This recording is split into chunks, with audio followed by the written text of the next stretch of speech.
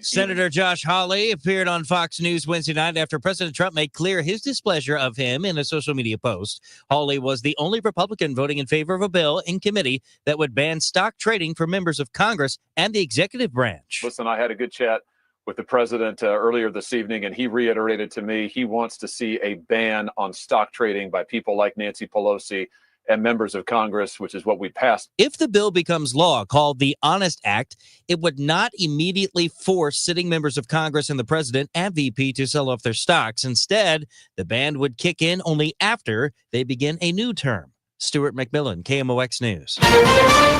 From CBS News, a Delta Airlines plane made an emergency landing at Minneapolis-St. Paul International Airport on Wednesday after dozens of passengers were injured by significant in-flight turbulence. According to the airline, Leslie Woods was on the flight. There was a little girl across the aisle from me that was just terrified. She screamed, "We're going to die, we're going to die." So I was trying to keep her calm, and I really thought we were going to die. It was that scary. Delta says 25 passengers were transported to hospitals for care and evaluation. The sixth SpaceX capsule flight to the International Space Station put off by bad weather. A last-minute call, literally, as a dark cloud moved over the rocket set to lift off from Kennedy Space Center, where CBS's Mark Strassman was reporting live. I think it's at 11:42 a.m. Eastern time is the next window for launch. But I got to tell you that the weather looks like it was going to be getting worse tomorrow. The KMOX business desk, unemployment claims continue to remain at a historically low level, but there are signals that could be changing soon. Here's Jason Brooks. The Challenger Job Cut Index topped 62,000 in July, a gain of nearly 30% from the previous month and up 140% year over year. So far in 2025, employers have slashed more than 806,000 jobs, the most for that time period since 2020 when COVID erupted. Government job cuts have totaled more than 292,000 in 2025, and Challenger says those cuts are impacting nonprofits and healthcare in addition to the government. Tech leads all private sector job cuts with more than 89,000 this year, up 36% compared to last year. The Dow from Stifel's down 153 points to 44,308. We've got road work, a couple of spots, 6440 west at Big Bend in the left lane and 44 east at Madison in the right lane. Disabled vehicle 270 south at Tesson Ferry in the right side. The big deal this afternoon, cooler temperatures. Humidity still has a little ways to go because we've got a mix of clouds and sunshine up in that sky with a couple of scattered showers, but 82 for the high. We can deal with that. Tonight, partly to mostly cloudy skies, 64 for the overnight low. Friday, what a day. Top 10 day. Lots of sunshine, wonderful low humidity, 79 for the high. How about 62 and clear skies on Friday night? The weekend, first weekend of August, delightful. Sunny skies Saturday, 70s to near 80. Sunday, sunny and 82. I'm meteorologist Dave Murray on 104.1 FM. KMOX. Sponsored by Sandberg Phoenix Law Firm. We've got 78 degrees. It feels like 77 downtown at the Arch. I'm Michael Calhoun, KMOX News. At Sandberg Phoenix, we're more than just a law firm. Our attorneys are committed to you, your business, and your community. We are ready to serve you in the areas of business litigation, intellectual property, health law, and products liability. SandbergPhoenix.com. The choice of lawyers and important decisions should not be based solely on advertising. The Dave Glover Show is sponsored by the Michaels Flooring Outlet, the flooring experts. IGotFloored.com.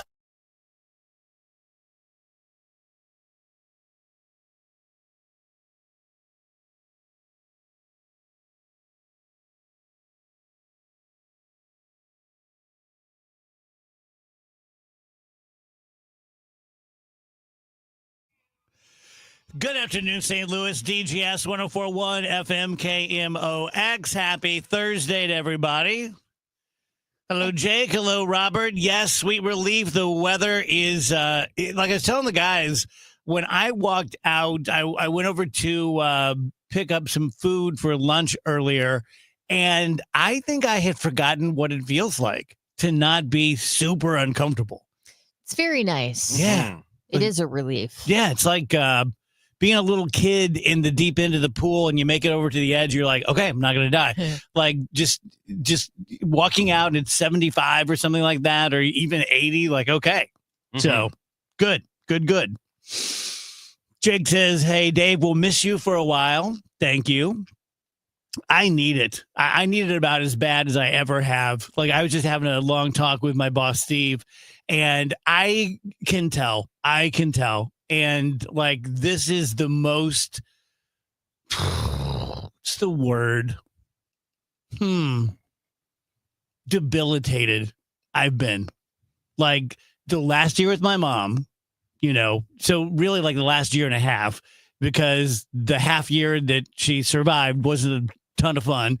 And then losing her, and then everything that's happened since then, and being the executor and all that stuff. And I only took that quick trip to Colorado last summer after mom passed away. So, Man, I don't even remember that. yeah, remember when Phoebe and I went with her friend? That was it. Oh, that was last summer? Yeah. When you guys went to the sand dunes and stuff? Or is that a different time? That was my last trip. So unless Okay. that was 2 years ago, Okay. I could be remembering it wrong. I may not have gone anywhere after my mom died last time. I mean, not to like claim I would know better than you, but I'm like, I just don't even remember that. Yeah, you may be right. So I really need it. Mm-hmm. Yeah, it just gets down to, like, this is such a weird thing to do for a job that when you're doing it joyfully, it doesn't feel like work. And when you're not doing it joyfully, it feels like the hardest job in the world. Mm-hmm. Yeah. Well, you'll have some time off. You'll feel refreshed. I know every time Yeah. I go on vacation, I come back like just very grateful to work here, and like having some time away is just good. Yeah, It just kind of excited to puts be- things in perspective. Excited to be back. Yeah, it said, I had something on my show prep yesterday that said 67% of people feel better after a trip, which I don't know who those other people are who don't. Well, probably people who don't know how to travel well. Maybe. What do you mean? Well, just like poor planning, and or I see. maybe, or even something out of your control goes wrong. That could be extremely draining and make you go like, well, why did I do this again? Mm-hmm. That's true. But I will victim blame and say that they planned it poorly. Yup. A lot coming up on the show today. We're on trade deadline watch, and so it could happen at any point. We've already had a few trades, but I think we're kind of like, at least speaking personally, that we are just sort of waiting for another shoe to drop, maybe a position player. That would be the big news. I think everyone expected the pitchers to go, but I think everyone's looking at like Donovan and people like that, and Burleson, and people wanting Mason Wynn. I know the least of any of the voices you hear on the station about it, but I don't think that's going to happen. But we will stick with you till the bitter end to make sure that if it does, you find out about it here first. Nate Gatter's going to join us at the 1:30. I really like Nate a lot. Brad Young's going to be with us at 2. Ricky Horton will be with us at 2:30. Wheels will call us from the road. He's had a hell of a time down in North Carolina. He's on his way back. Matt Pauly will be on the trade watch with us in the 4 o'clock hour. So there you go. Charles says they might be miserable because they have to go back to work. Could be. Could be. Wouldn't know. Yeah, one of these years, I need to take a 2-week vacation. It's kind of ridiculous. It's so American that in a 35-year career of working, 45-year career of working, since I started working when I was so young, that you never take more than a week. I didn't realize that until I'd never been on a vacation at all. Like the first time that Maureen and I went to Jamaica back in like 97, 98, something like that. And we met these British people, and they're like, oh, how long are you here? We're like 7 days and 6 nights. And they're like, oh, we're here for a month. That's crazy. It's like, what? What are you talking about here for a month? Yeah, and we get those end of year ones, but those, like, 11 days doesn't feel like 11 days when you got like Christmas and Christmas Eve and you got a bunch of responsibilities. Yeah, feels pretty good though. Does feel good. Yeah, those are my favorite. Those feel really good. Yeah. That's a real, like, I come back raring to go after the new year. Yeah, I look forward to those. So I'm going to say something, and it's going to sound goofy, but I mean it. Like, we all talk about aliens as if there's a real chance that they're real. And I don't know if you guys have noticed this, but since not because we had Avi Loeb on the show from Harvard. But since we have had him on the show, it's blown up nationally and internationally, and he's doing interviews everywhere. And they're calling it the mothership, this 12-mile long thing that is, hurtling towards Earth at 135,000 miles.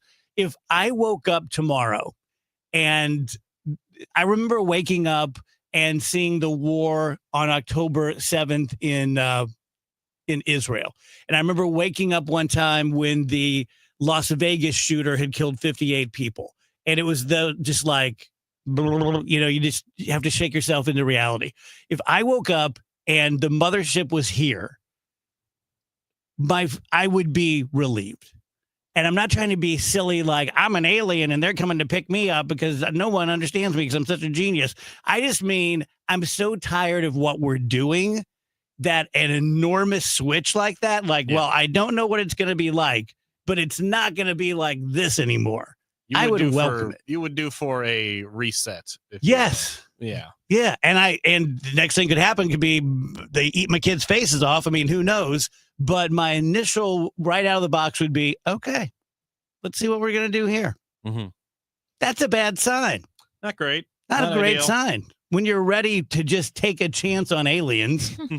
I mean, I don't know if that's necessarily a bad sign, because especially coming from you, because it is something that you've thought about a lot and have kind of made peace with. And I don't think you look at aliens as no matter what, they're going to be malicious type of deal. So it's okay. I mean, I'm open to the aliens. They could be evil, but they could be just fine. I wouldn't necessarily react in fear either. I'd be a little freaked out, but then it'd be okay, well, let's see what they have to say. And even if they're not great, this isn't great. Yeah, that's true. Right? Mm-hmm. It's an alien version of not great as opposed to this version of not great. Yeah. I'm just really tired of this. And I'm not suicidal. I'm not saying I'm tired of living. I'm just tired of this life. It's just bleh. You mean life in the United States, or what do you mean? Yeah, the life the life that I'm aware of, the nature of life out there. Not so much my life or my family or just life. This giant mall that I'm at, it just bores me now. Yeah, I think you do need to go on The shows are vacation. the stories are kind of crappy. Yeah. Don't you think? If we analogize it to a mall, it's boring, and the stores, I don't want to go in any of them. Mm-hmm. There's not too many things about life where it's this is fantastic. Mm-hmm. Yeah. I get you. Maybe I do have Trump derangement syndrome. I mean, I think after 10 years, how isn't it okay to have a little bit? It's very hard, I think, not to. On either end of it. That's what it is. Whether you I'm have just Trump derangement exhausted mania. by life. Just every friggin' day.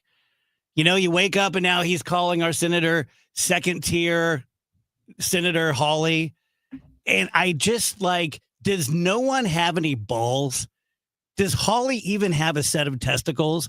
Does no one have? I get he's the president of the United States, and the office is deserving of a modicum of respect.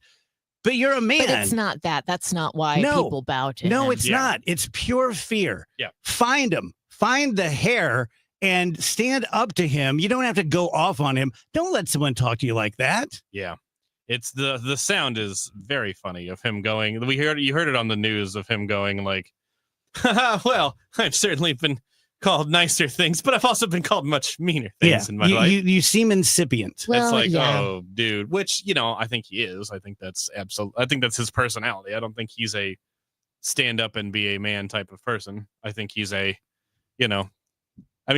was the senator in the famous video of him sprinting full bore down the hallway when people broke into the Capitol on January 6th. That was him. I mean, to me, it's just sad how simple it all is. And it really comes down to, I mean, it's just like high school. Trump is the popular, rich, cool kid who will ruin your life if you cross him. You don't want to be on the outs with the popular guy, right? And that's what our government has fully turned into. Like, well, like I want to go to that party. Like he's throwing that party, and if I don't get an invite, my life is over. Yeah. So I'll just kind of bend over backwards to make sure. What I think it is so much like is the classic Twilight Zone episode that most people know with Billy Mummy from Lost in Space. Little kid. Where he's the little kid and he has special powers and he's malevolent and they're all just kissing his butt. Like, yes, no, it's good that you turned him into a Jack in the Box. It's good that you sent him into the corn. It's very good that it's snowing in July because they're just terrified of it. Yeah. And no one stands up to him. And then someone's like, let's just get him. Like, if we rush him, he's not going to send all of us into the corn, but they're all so terrified of him that they don't. That just feels like how we're living. Yeah. And then when you see your leaders, you know, I mean, Josh Hawley is one of 2 senators from the state of Missouri. I just expect more than that. I think you should. I think you'd be wrong to not expect more. And it's a shame that more people don't. Yeah.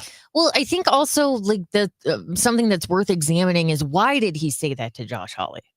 Because Josh Hawley doesn't want because he people disagreed in with government, including the president and the vice president, to be able to trade stocks. Yes. So that is worthy of attack. Like, yes. Can we all just pause for 1 second and think critically here and go like, well, why are you so mad that he wants to take away that option for these people who are already wielding plenty of power and influence and making plenty of money? Mm-hmm. What, like, who out there? I mean, genuine question. Please give us a call, tweet at me, whatever.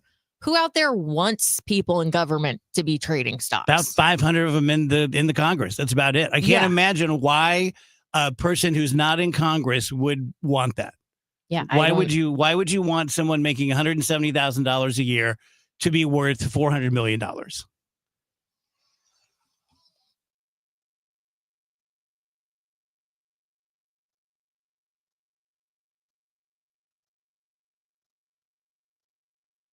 We all hear the radio ads about the IRS. They tell you to be afraid, to be scared, and they try to frighten you into calling. I'm not here to do that. Tax Relief Advocates is different. TRA is here to tell you that if you owe money to the IRS, whether it's $5,000, $50,000, or $500,000, we have a solution. It doesn't matter if you're sitting in your car, at work, or with your kids. No matter where you are, call now. 800-575-6481. Don't lose hope. TRA can eliminate or reduce what you owe to the IRS. Generous programs are now available that can give you a fresh start.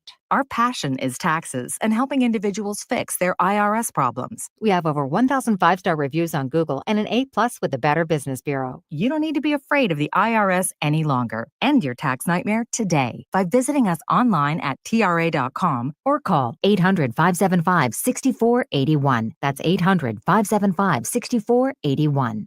Tax Relief Advocates. Real solutions for real people. Get this, 42% of baby boomers don't even know how much money they have in their nest egg. If you're not sure where you stand in terms of getting ready for retirement, you should be listening to the All Financial Hour with Steve All. Let's sit down and talk about your questions, because I think that's the most important thing that it is out there. It's what questions do you have? Saturday mornings at 10 or Sunday evenings at 6, right here on KMOX. Feel like your paycheck barely keeps up with your life? At the Financial Freedom Seminar, learn how real people are building passive income and retiring early using real estate. It's all happening live in St. Louis with Lifestyles Unlimited, September 27th and 28th. You'll leave with a step-by-step plan to change your future. Text radio to 88007. That's September 27th and 28th. Text radio to 88007. That's RADIO to 88007 now. That baby's gone! Cardinals fans, FanDuel Sports Network is your home of the Cardinals. That ball was mashed. And there are more ways to watch this season. Holy cow! Subscribe directly to FanDuel Sports Network to stream the Cardinals without blackouts. How about that play? Or watch through a TV provider. Incredible! Including DirecTV, Spectrum, Xfinity, Fubo, and more. He got it! Learn more at cardinals.com/TV. Ball game! That couldn't have worked out any better for the Cardinals. 1041 FM KMOX, the voice of St. Louis. Stronger than ever.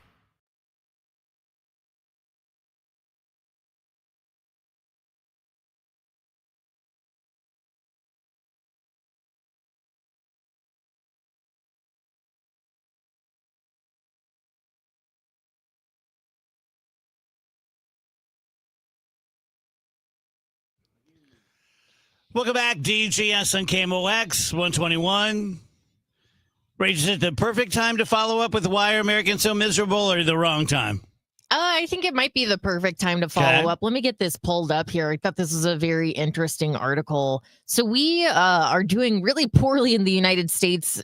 Gen X in particular, those under 30, are so miserable that here in the U.S., we just fell to a historic low ranking in the annual World Happiness Report. So USA is not doing so great.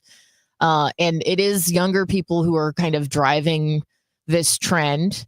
And they point to the fact that the well-being of youth in America has just kind of fallen off of a cliff. Mostly because people are on their own. They're isolated when it comes to their political thinking, their theories around life and society, thoughts about life, thoughts about society, like you just expressed in the last segment. Typically, like, we don't have those thoughts and feelings challenged by others very often. I know you're in a unique position because you have a radio show. You talk to people from all different backgrounds, but maybe the average person just kind of hangs with their friends and family. They get kind of stuck in their ways, for lack of a better term. And in those echo chambers, we start to develop these notions that you can't trust other people. And if you start to mistrust others, you think the immigrants from Haiti are out there eating your dogs and cats in your neighborhood and whatnot. Like, you start to become very paranoid and very isolated. And it turns into like a vortex of just negativity, basically. You never have your views challenged. You then become very distrustful of anyone who is not in your circle. That leads to a really low quality of life. And I could see that being true, in the ultra left wing or ultra right wing segment of society. I don't think it's all about politics. I'm from a pretty small town. In general, the small town attitude is like, we're here for a reason. Like, we want to be in a smaller community. Then you move into the big city. There's a lot of different things going on. I understand how that's like intimidating if you are from a smaller town to come and experience something that maybe you're not used to experiencing. It could seem like very bad and very scary. I think there's just more of that than ever before. And yeah, it's just resulting in young people feeling kind of hopeless and feeling like there's not enough in life to look forward to these days. Yeah. I mean, I guess there are exceptions, and not just be all doom and gloom. It just happens to be what we started the show out talking about. But I don't know many people who don't sense this. Does that make sense? Most people in my world, and my world's pretty big, I include my audience in that, and people I hear from on email and people I run into and things like that. They tend to be within, and maybe it's just because they're listening to my show, but they tend to be within 10 or 20% of me either way. But I run into very few people who are like, are you kidding me, Glove? Things are great and they've never been better. And just look at this, this, and this. There's an overall, and it's sort of like if you find yourself 50 pounds overweight, you're probably going to be able to put together how you got there. You'll be able to say like, oh, I did nothing but DoorDash and I stopped working out and I stopped playing pickup basketball and that led to this. And I think you just reverse engineer it. What's happened in the last 20 years? Well, the things we talk about all the time. Social media and the changing landscapes with politics. Well, you bring up social media. That's kind of the irony of it, right? Is that we're more siloed than ever while having access to more everything points of view than we ever had before. Like, you would think at this point we would be living in like a utopia of, oh, you're different than me. You're from across the planet. But look at how many things we have in common as opposed to the things we disagree on. But we have a tendency to focus only on the negative and only on the differences. Well, too, like Dave Hines says, tribalism ? The DGS is very tribal. We get made fun of by everyone we work with because we are like the Abbey Road album cover of the Beatles. We're constantly together, like a mother duck with her ducklings. And when we go to a Odyssey party, we're always hanging together. And I think maybe what's going on is just a bigger version of that. That, it's one thing to go to a party in Bethalto where everyone there's from Bethalto. And then it's another to find yourself at a rave in Berlin, right? And we've kind of been thrown into the deep end. Mm-hmm. And rather than embracing it, I think we're kind of like, oh, yeah. Well, and then you have the internet is just kind of complicated when it comes to this stuff, because like I said, it should open us up and go like, I can talk to anybody in the world and we can agree and get along. But instead, you're typically talking over this like text-based form of communication where you can't infer tone. Sometimes it's hard to infer like exactly what people are going for. So then when someone says something negative, or maybe they correct you or something like that, it's very easy to throw those walls up and be like, I'm under attack. They don't actually care. They're just a hater. They're just trying to bring me down. I mean, you understand why people fall into that trap. And I talk to way more human beings than most people. And I talk to way more human beings about politics than most people. And the human beings I talk to, I'm fine with. It's the people I watch on a television show called Life on Screens who rub me the wrong way. Mm-hmm. And that's just a television show.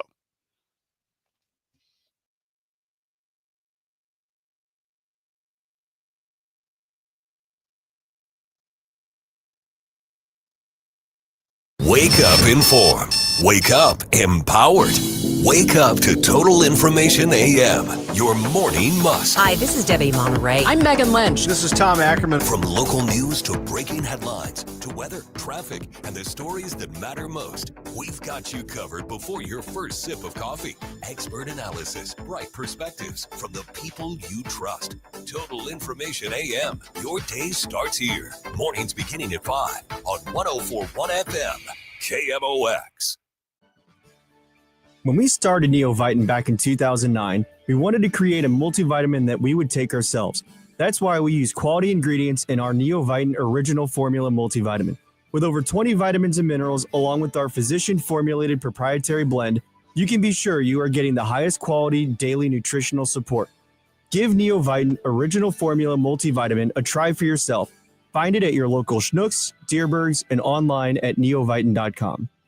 Dave Murray's weather forecast is sponsored by the Penn Mutual Life Insurance Company, pennmutual.com/STL. We had 18 days of 90-plus degree heat in July. Really nothing out of the ordinary, but we stick a fork in the heat wave on this Thursday. Still some changeable skies, a mix of clouds and sunshine, a couple of scattered showers. 82, that's it for the high. Tonight, partly to mostly cloudy. 64 for the overnight low. Friday, wonderful. Lots of sunshine, low humidity, 79. 62 and clear Friday night. First weekend of August, the weather is great.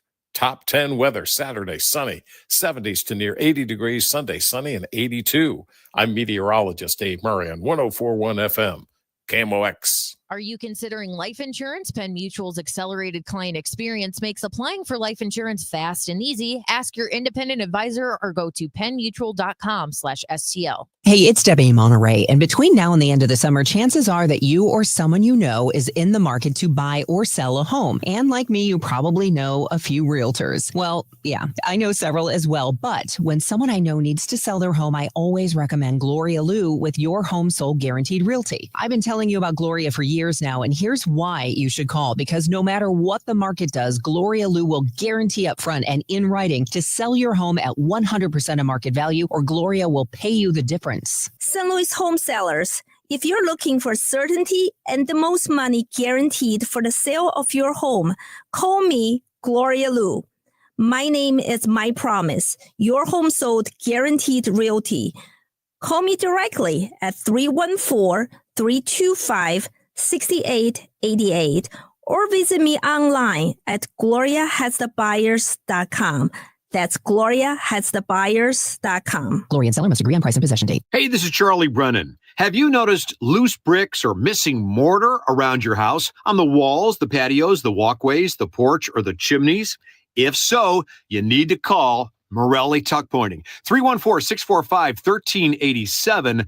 You might need one of two things: solid tuck pointing, The removal of old mortar with the replacement of new mortar throughout an entire wall or chimney, or maybe just spot tuck pointing. Spot tuck pointing involves the tuck pointing of a particular wall, a chimney, or other masonry surface in an area where it's needed the most. One example might be settlement cracks, usually found above or below windows or doorways. 314-645-1387. Call the company that the Brennans have called when we've needed tuck pointing. Morelli Tuck Pointing, the masonry specialists. Winner of the Angie's List Super Service Award every year since 2005. 314-645-1387, MorelliTuckPointing.com. We all have someone we love, like the favorite lyric in our favorite song. You can't imagine life without them. So tell them today, I love you. Get screened. It could help save their life. Visit cancer.org/getscreened to learn more.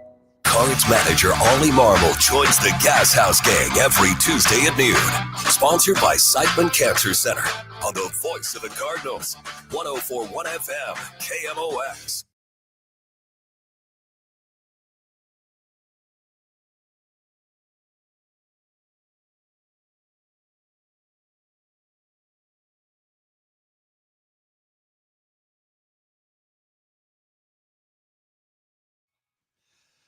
Welcome back, guys. DGS on KMOX. I am Dave Glover. Used to be an attorney. Been doing the radio show for 25 years now. Rach is one of my co-hosts. Just turned 34 yesterday. Mm-hmm. Happy birthday again. Thank you. Andrew just turned 35 a couple weeks ago. Mm-hmm. Wheeler is 53 going on 120. And he is currently driving probably through Virginia. He had to go down and save his daughter's butt, as dads do, and help her to move to a new apartment. So he is going to be tired tomorrow. Take it easy on him. He drove 12, 15 hours there and then moved all day yesterday. Didn't get done until about 11 p.m. and then got up early this morning and headed back. But he will be here tomorrow. I will not. I'm gone all next week to Florida. We bring our pal Nate Gatter on. Nate is a very talented young man. Not only is he a great sports analyst, but he's done tons of play-by-play and just took the bar exam himself. Nate, congrats. How did it feel? It feels good to be finished with it, but I think it'll feel a lot better in 2 months or so if I find out that I'm finished with it for good. Yeah. What did you do for the prep? Everyone does something different. So I used one of the pretty standard like commercial study programs. I used one called Themis. There's another one called Barbary that's popular, and a few others that are slightly less popular. It's good to have the structure, right? Because there's just so much to study. That might become a little less true because they keep modifying the bar exam to kind of eliminate subjects that are potentially tested and make it a little more analytical and a little less memorization based. So maybe in future years that'll change, but it's just a lot to get your arms around. Yeah. So it was good to have that kind of structure. I think what helped me the most was probably just doing a million practice questions in those last couple weeks. Yeah. Nate, I'm so fascinated by this. How long does it take to sit for the bar? And then what is the testing experience like as far as like, do you got to go lock up your stuff? And I'm assuming it's like pretty high security situation. It is pretty high security. So the taking the bar itself is, I guess, 12 hours of testing. So it's Tuesday morning for 3 hours. Then there's a lunch break. Then Tuesday afternoon for 3 hours. Both of those are writing. So in the morning of the first day, this varies a little bit state by state, but for most of the 30 odd states that are part of the universal bar exam, including Missouri, it's going to look at least something like this. The morning on Tuesday is like an analytical based thing. They're going to give you a closed universe of information. So they're going to give you the law, they're going to give you the facts, they're going to give you cases, and you have to apply those cases to the law, writing a brief or a memo or something like you would as an attorney. In the afternoon, it's like essay questions, again, 3 hours in the traditional way that you would take an exam, although there are 6 essays in 3 hours, so they're pretty quick hitting. And then the second day, it's just straight multiple choice, 3 hours, 100 questions in the morning, 3 hours, 100 questions in the afternoon. And so 12 hours altogether over 2 days, and then you're finished. It's, as far as the security and everything, like you have to walk through metal detectors and stuff. You can't bring your phones in, even if they're turned off. You can't have watches. You can't have any technology whatsoever. On the first day, you're allowed to have a laptop because you need it in order to, you could handwrite, but the vast majority of people use a laptop, and you can have like a laptop charger. And then the second day, you can bring in a couple of number 2 pencils to fill out the Scantron sheets. Other than that, you can bring in your ID because you need to have that. And then even that has to be in like a clear plastic bag that then you put underneath your seat. You can't have anything in your pockets. You can't have anything in any bag that's not see-through. You can't bring in a phone, a wallet, anything like that. Nate, get this. So I literally didn't close my eyes the night before the bar, didn't get any sleep at all. And I had left my beloved bulldog with a family who had bulldogs before. And I called them at like 8 a.m, the morning of my first day of the bar, and he had drowned in their in-ground pool the night before. Oh, my God. Yeah, that's literally how I went in to take the bar. I guess in that moment, I mean, I can't even imagine. That's the worst combination of not only do you have all this underlying anxiety, but also now you can't focus on anything. Yeah. I'm amazed that you passed under those circumstances. Yeah, it was one of those things where probably for the first time in my life, because I wasn't like I was an academic before that or very accomplished at anything, but I just kind of went, okay, this is just what you have to do. Yeah. You can't cry. You don't even have 5 minutes. You have to go in there. You have to take this test, and then you'll figure out how to deal with this. Yeah, it really, that is how it feels. I mean, it's not the same thing, but there's been discussion among law students and people taking the bar, I guess law graduates, people taking the bar, that reportedly there was a serious medical incident for someone who was taking the bar exam in New York State. Yeah. And they don't, the proctors are under strict instructions to administer this test in the exact same way across the country at the exact same time. So they feel like they have very limited flexibility. And I guess there wasn't a protocol in place, but people had to just keep taking the exam while someone was having like a life-threatening medical emergency in the room, in some cases, maybe just a few feet away from them, because they're very clear about, we're not adding time, we're not pausing time, we're not recalculating anything. The downside of standardizing something like this nationwide with such high stakes is that it makes it very, very difficult to react to things on an individualized basis, because it's very difficult to do that and maintain this strict fairness across the board. So we're talking to Nate Gatter, who's a friend of the show and consistent contributor to KMOX on the sports side. He just took the bar exam, so we're kind of discussing that. But Nate, sometimes you don't see the forest for the trees, and Rachel just asked the best trade deadline question I've heard yet, and it's basically why. Like, we all know the words trade deadline, but why? Why the end of July? Why at all? What is the purpose? I don't know necessarily why the end of July. I mean, I think it's worked out in now. Maybe the date needs to be tweaked a little bit because they've changed how playoff structures work, such that so many more teams now feel like they still have the chance to make the playoffs than would have previously, when, not that long ago, there was only one wild card team in each league. Now there are 3. The reason that the deadline is such a big deal for people who maybe don't get it is because for teams like the Cardinals, or certainly for teams in significantly worse situations than the Cardinals, the White Sox and the Rockies of the world, who have never had any chance of being competitive the entire season, anybody who's on an expiring contract, or if your team is bad enough, maybe anybody who's on an expiring contract in the next year or even 2, is an asset you want to get something for before it expires. I would think of it like, I forget, there's an economic term when you have an asset and it depreciates. It doesn't just appreciate, but it depreciates to the point of expiration, at which point everyone knows after this point it will have no value to you. It's like if you have tickets to a game or a concert, they might be very valuable a month before. They might still be very valuable the day before, but an hour after the event starts, they're no longer very valuable at all. And 3 hours after that, they're worth nothing. And so this is your last chance in the case of somebody like Ryan Helsley for the Cardinals to get anything for him, short of the qualifying offer process, which we don't have to get into. Certainly for somebody like Steven Matz, probably Phil Maton likely to be traded today. Any of those guys, this is the last chance for the Cardinals to get something for them, because if they wait until the end of the season, their contracts are over and the Cardinals no longer have the rights to trade them for anything in return. So I was looking at the guys who we picked up for Helsley and Matz, and about what I was expecting, like I was talking to my son who's baseball obsessed, and for Helsley, I thought, a couple good guys or 3 sort of meh guys. And I thought it was okay for Helsley, especially.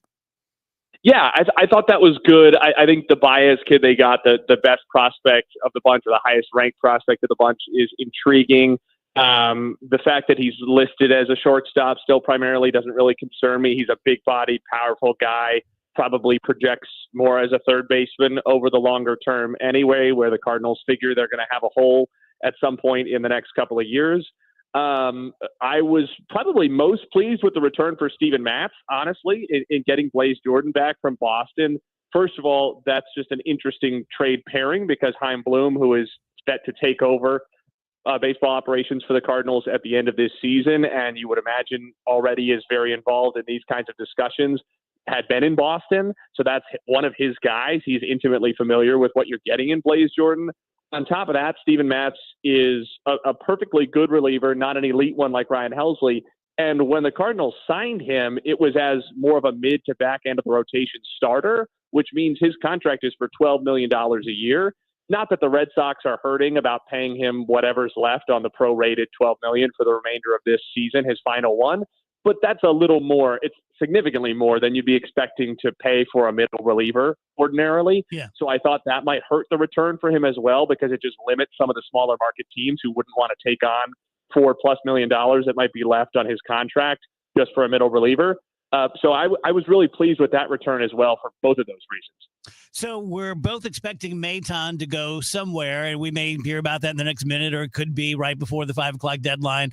How surprised would you be to see someone else be involved in a trade from the Cardinals?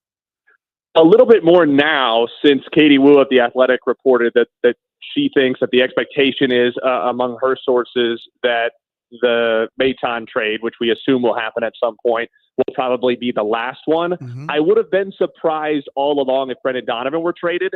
That feels like one that's more of an off-season move if it does happen at all, because he's not anywhere close to losing club control. And I just don't think he's so valuable. I don't think you make a move like that under time pressure, most likely, unless you got a move, an offer that blew you away. I would have been less surprised. In fact, if you had asked me a few days ago, I would have said, I think, a better than 50% chance that at least one of Lars Nootbaar and Alec Burleson get traded. And I wouldn't have been shocked if it was both. Now it looks like it's going to be neither. That does surprise me a little bit. I just think there's value there. Maybe the fact that Lars Nootbaar is not healthy right now is why that's happening.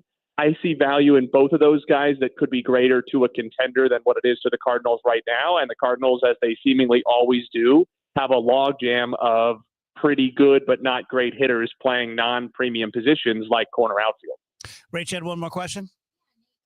Yeah, Nate, maybe you can provide some insight here. I was just wondering what it's like for these players on a day like today. Like, do you think it is personal? Do you think it is something they get anxiety about or get nervous about? Or is it just like, this happens every year. It'll either happen or it won't. Like, have you ever, brushed up against anyone who's kind of explained that? I think it probably depends on the player. For somebody like Phil Maton, who's been traded 3 times before and who just came to St. Louis, I don't think probably it's stressing him out too much. For somebody like Ryan Helsley, who hasn't played elsewhere as a big leaguer and has been pretty vocal about his desire to stay here if possible, I imagine it was a bit more disappointing, but he also saw it coming, right? We all knew that this was likely to be at the end of the line. I will say, at the very least, if you're traded, it's because some other team is saying they want you. True. So at least you're going somewhere that you're wanted and they were willing to give up something for you. In that way, I think it's a little less personal than it can be for players going through, say, the arbitration process, where they have to sit across from their own team and listen to their own team talk about why they're not valuable enough to earn X salary and why actually they should earn a lower salary. If you had to sit in a meeting and listen to Dave talk about why he thinks you should be paid less, you might feel a certain type of way coming into work the next day. So that, I think, sometimes hurts some feelings. The trade deadline, it's maybe stressful logistically, but at least the team getting you is betting on you and actively wants you there because they're willing to give up something of value to get you. Talking to Nate Gatter here. Nate, one last question. I lied. So if we're basically have not given away, but traded away a large part of our bullpen, what do we do for the foreseeable future? Dave, you grip the sides of the seat and you hold on for dear life because there's going to be some turbulence on the way in. I don't know what it's going to look like. More opportunities for the Sponsons and the Roycrofts and all of those kind of guys who have been part of the shuttling up and down between Memphis and St. Louis. filling the 4 or 5 guys who have filled the last couple spots in the bullpen. It's going to be more opportunities, more runway for those guys. That's been one of the themes of the season. Who knows? Maybe not having the pressure of a return back to Memphis looming over their heads means that some of those guys can pitch closer to their capabilities and show something down the stretch that gives them a chance at making the roster next year. All right, that is Nate Gatter. Nate, congrats again, my friend. Thanks a lot, man. Appreciate it.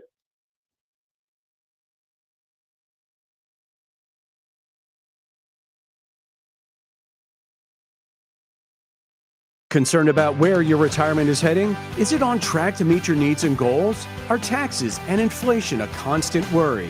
Well, you can join Jerry Means for What Retirement Means to You, powered by Means Financial Group, and find out how their team can help guide you to that retirement you've always dreamed of. Tune into What Retirement Means to You with Jerry Means, Saturdays at 3 on KMOX, the voice of St. Louis. More details at meansfinancialgroup.com.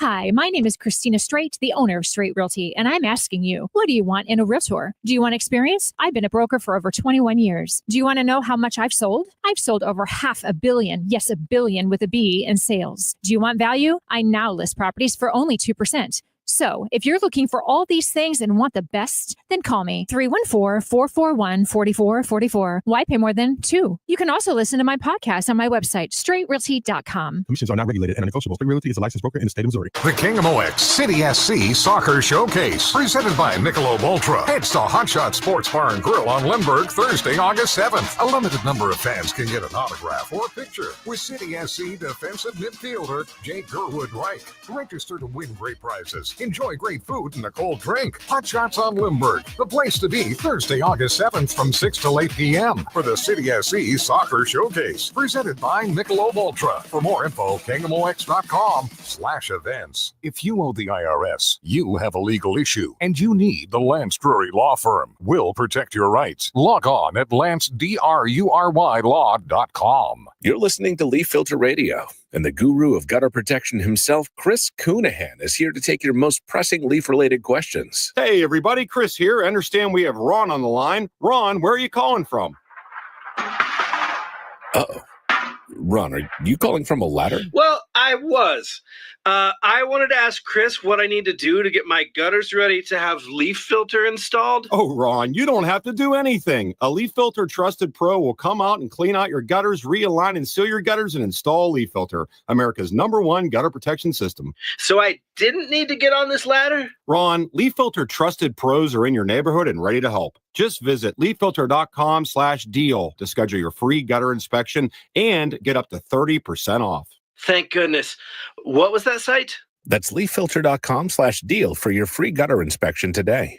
See representative for warranty details. Promotion is 20% off plus a 10% senior or military discount. 1 discount per household.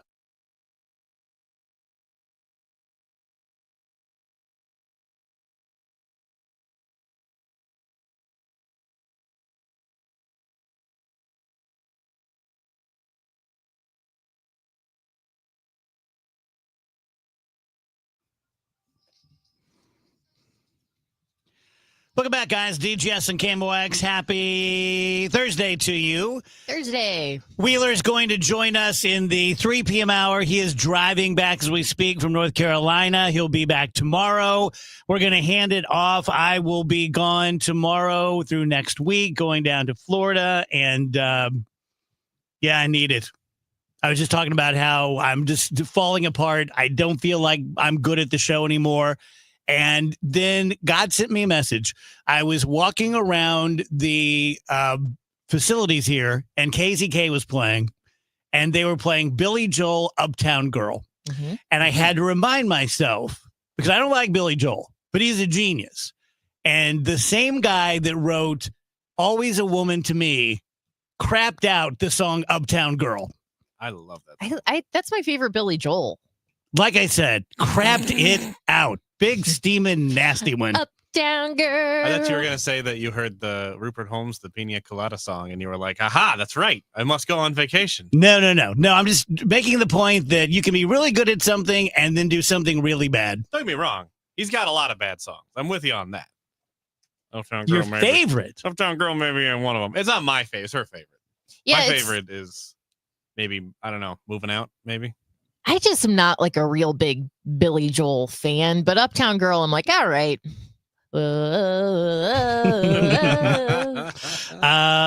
Food professionals, chefs, talk about the kind of crap food that they love. Oh, okay. Okay.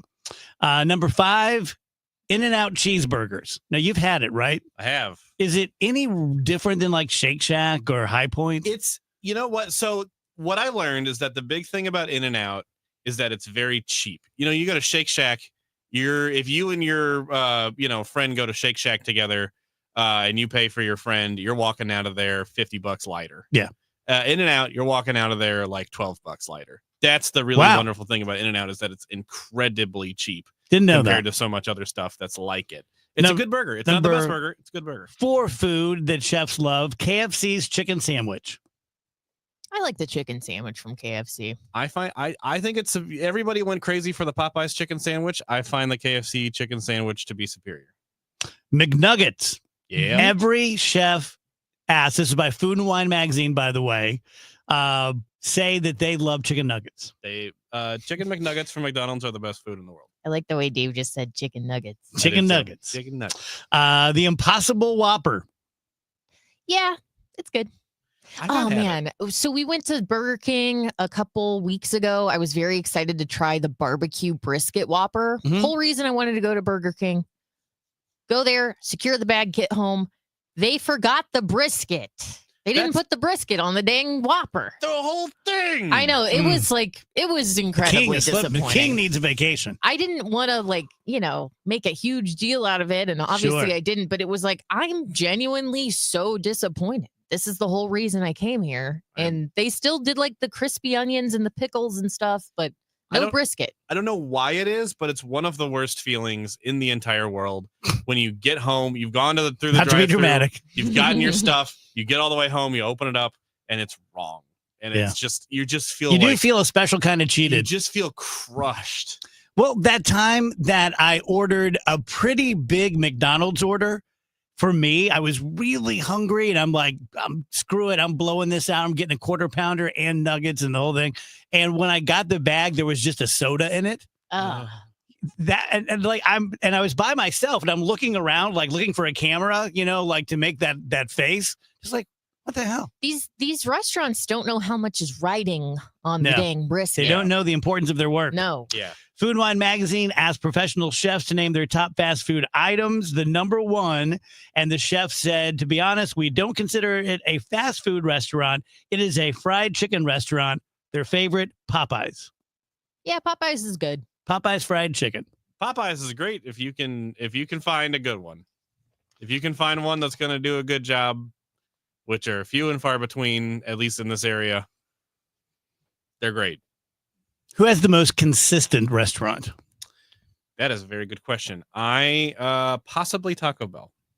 Now it could just be the particular area that I live in, but pretty much all of the Taco Bells in that area are pretty good. They do a good I find job. that McDonald's are all pretty good, and then there are a couple I can reference in St. Louis that are terrible. Mm-hmm.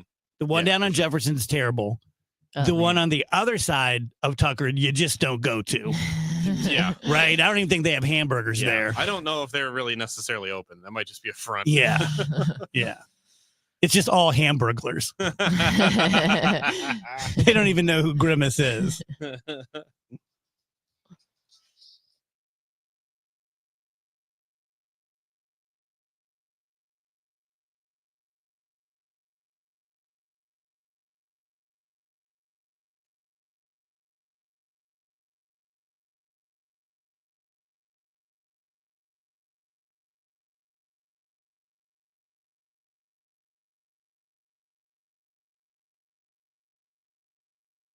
We've been here 30 years, 30 Christmases in this house, and we have the traditions that most families have. That's Terry talking about her experience with Rhino Shield ceramic coating. We did Rhino Shield 14 years ago, and the house still looks the same as the first day. Rhino Shield really worked with me to help me get just the right, nice, soft yellow, and it's 14 years later, and it's the same color. The main reason Terry called Rhino Shield is because it's backed by its 25-year transferable warranty. just sounded wonderful that we could have the house coated with Rhino Shield and not have to worry about it again for 25 years. Take it from Terry. Give Rhino Shield a call now for a free evaluation. 877-25-RHINO. 877-25-RHINO. Or visit 877-25rhino.com. There have been neighbors that have come by and said, "Did you just have your house painted?" Because they wanted to know who the contractor was. And I said, "No, it's actually Rhino Shield." 877-25rhino.com. Hey, it's Matt Pauley for i3 Broadband, the internet provider in the Pauley household. I think you'd love it if you had them as well. We've got the 2 gig package at our home, 2 gig upload, 2 gig download mirrored, and we're spending less money than we did with the cable company for lesser service. Plus, right now, they've got savings over $400 beyond their already low standard pricing. You got questions? They've got answers. Call 877-976-0711, and they've got people there who can answer all your questions, or head to their website, i3broadband.com. Dive into adventure this summer at the St. Louis Aquarium's Summer of the Shark. Get face to fin with some of the ocean's most awe-inspiring creatures in shark-themed exhibits, jaw-dropping displays, and interactive experiences for the whole family. Whether you're a fin-tastic fan or just curious, there's hands-on fun and fascinating facts around every corner at the St. Louis Aquarium. Don't miss your chance to make a splash. Plan your visit today at stlouisunionstation.com. That's stlouisunionstation.com. Life insurance. Why are you putting it off? Can't afford it? Too much hassle? Think you don't need it? There's lots of excuses for putting off life insurance. But if you weren't there, who would pay the mortgage and other bills? With Ethos, you could be covered in 10 minutes and boom, family protected. Ethos, fast and easy online term life insurance. Up to $2 million in coverage with no medical exam. Some policies as low as $1 a day. Answer a few health questions and get your free quote at ethos.com/radio. That's ethos.com/radio. The success you've already had matters at University of Maryland Global Campus because we're a school for real life. An accredited state university, UMGC lets you earn up to 90 credits toward a bachelor's for prior learning and relevant life and work experience, or transfer up to 12 credits toward a master's. We offer affordable tuition and online and hybrid courses. Classes start August 13th. Apply now and save with no application fee. Learn more at umgc.edu. Certified to operate in Virginia by Chev. Chris Ranji for Siteman Cancer Center, and you have to know that you are somebody's favorite person, and your health matters not just to you, but it matters to people who care about you. Getting screened early for any cancer, whether it's colon or breast cancer, prostate cancer, or lung cancer, it is important to do that. Siteman has set up a website called GetScreenedNow.com. And when you go to it, it's going to help you find a location nearer you. If you live a little farther out from St. Louis and don't want to make the trip into the city, you can get screened closer to home. GetScreenedNow.com, because for me, I'm over 45. It's time for that colonoscopy. Third leading cause of cancer-related deaths in both men and women. And GetScreenedNow.com will help you find a location that is good for you. Doing it early, really, really important. GetScreenedNow.com. The trusted voice of St. Louis. KMOX AM St. Louis. KMOX FM Hazelwood. Always live on the free Odyssey app. It is 2 o'clock. It's a cloudy sky. Right now, 79 degrees downtown at the Arch. Our top story, we're watching the Cardinals, who are watching the trade deadline. Here's Matt Pauley. We are now less than 3 hours away from the Major League Baseball trade deadline, and so far, Phil Maton is still a Cardinal. He is the final player that for sure is expected to be traded today. He might be the final player to be traded as well. Katie Wu of The Athletic reporting that unless there is a last-minute change, players like Brendan Donovan, Alec Burleson, and Lars Nootbaar are all expected to remain with the club and not be moved. Another relief pitcher from the NL Central being moved as Pirates closer David Bednar has been traded to the New York Yankees. We'll continue to keep you updated throughout the afternoon. We've got Redbird Rush Hour coming up at 5 o'clock, where we'll break down everything that the Cardinals did and what happened across Major League Baseball at the trade deadline. On your home of the Cardinals, 104.1 FM, I'm Matt Pauley, KMOX Sports. And we're also watching the weather with Dave Murray. Michael, our skies will be a little changeable as we go through our Thursday afternoon, but you have to admit, it feels great outside with temperatures in the low 80s as we go through the afternoon, and the weather only gets better as we head into the month of August, at least for the first couple of days. I'll have a delightful weather forecast coming up.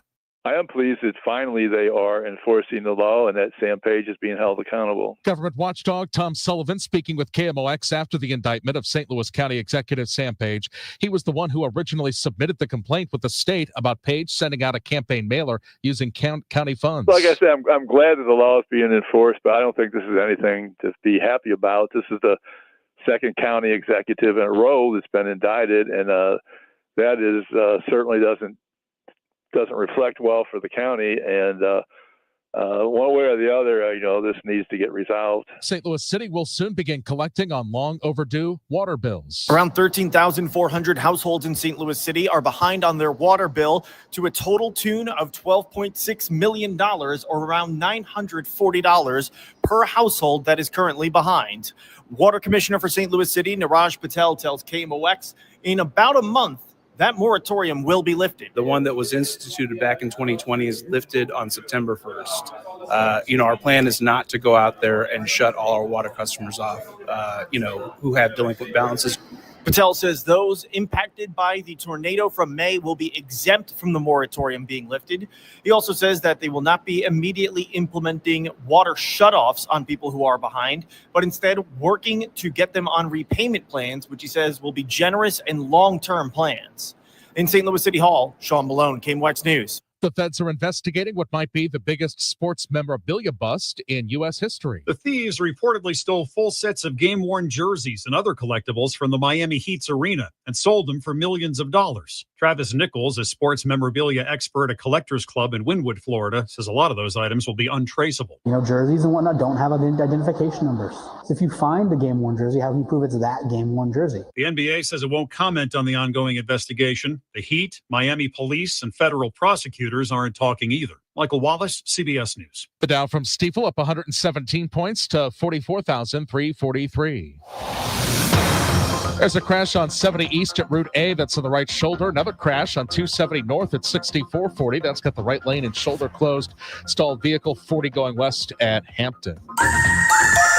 We had 18 days of 90-plus degree heat in July. Really nothing out of the ordinary, but we stick a fork in the heat wave on this Thursday. Still some changeable skies, a mix of clouds and sunshine, a couple of scattered showers.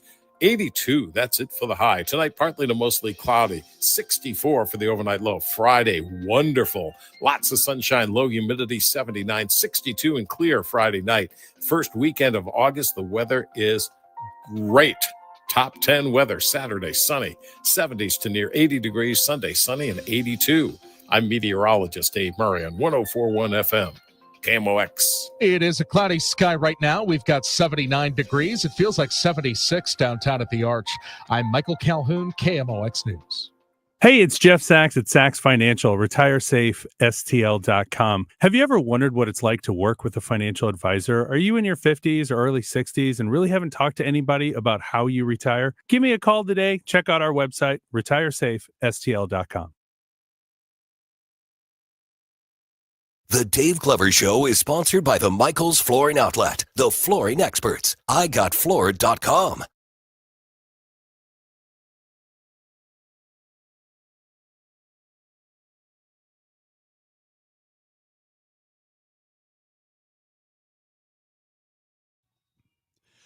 Welcome back, guys. DGS 1041 FM KMOX. Happy Thursday to you. Kind of cloudy. Much, much better out there. We're just talking about how none of us could believe it. Just the feeling of the non-sticky, hot as hell air on your skin just felt so good. Attorney Brad Young joins us now. He was kind enough to be with us yesterday as well. Just kind of filling in the gaps here, being a man down with Wheeler gone. He'll be checking in with us about 3 p.m. from the road. He'll be back here tomorrow. Brad Young, hello. How are you? Hey, Dave, I'm doing great. It's interesting that when we were on yesterday, we had no idea about the pending indictment. Right. Yeah, that is really interesting. So let's start there. What do you make of it? Well, I've read, I've got it right here in front of me. I've read through it. It's a little bit different. You know, we saw a lot of the federal indictments over the last several years with county officials. And those federal indictments are always like 50 pages long, and they contain a summary of evidence and all of the wire recordings and all the kind of things that go into a federal indictment. This isn't that. This is 4 pages. It simply states the causes of action. And essentially, there are 2 counts against Sam Page of committing election offenses. Those are misdemeanors.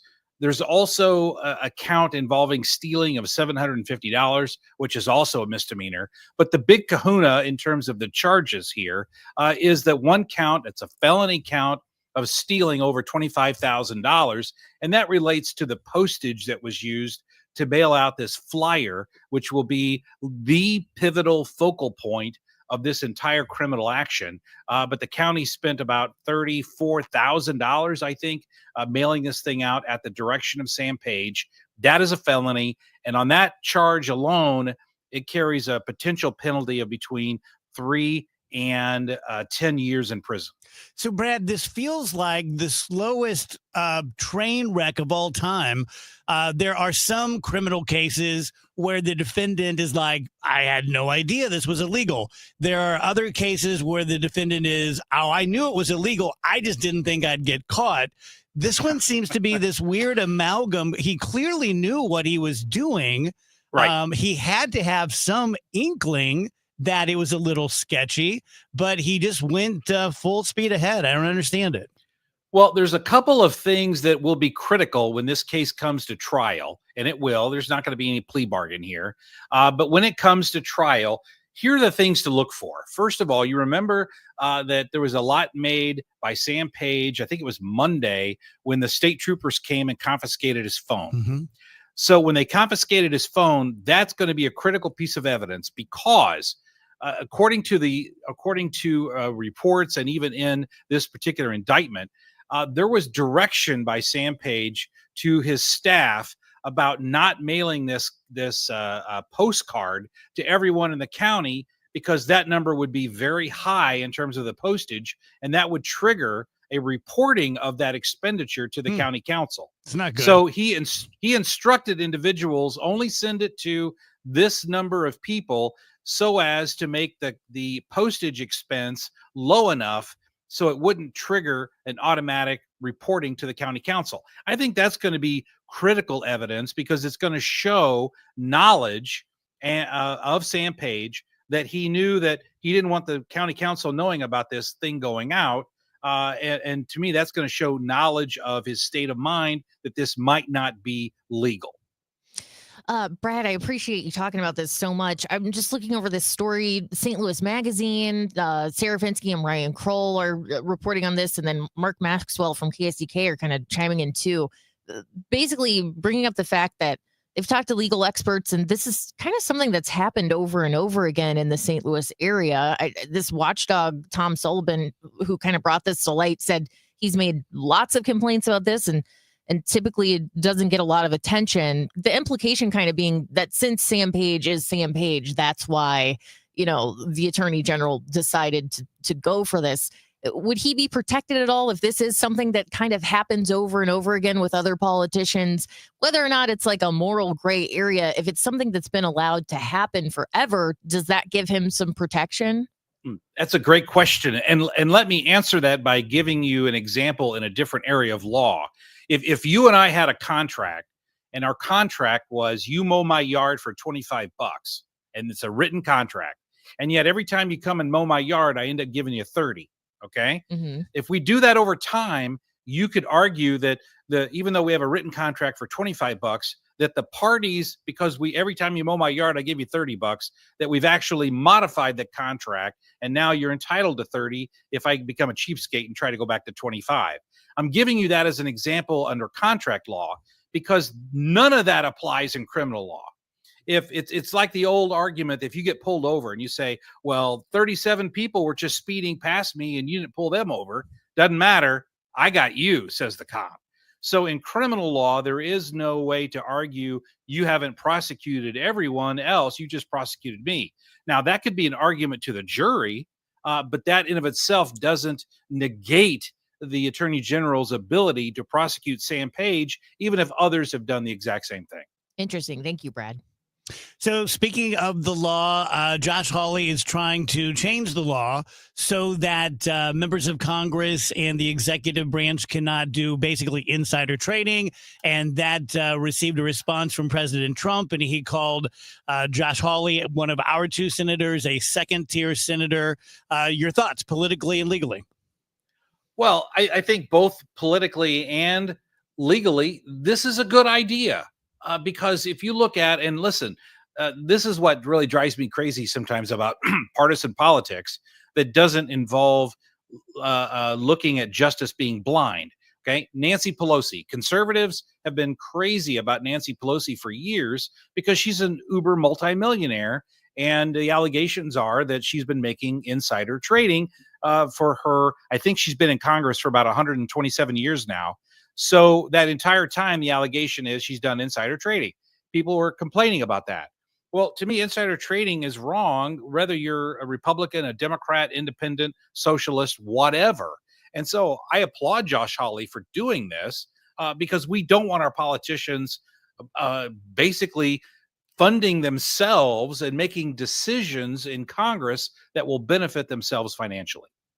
And I don't know if you saw this, but it just came out that Diddy is saying that I confess that I am a voyeur, but these convictions for the Mann Act are BS and I should be let out of prison.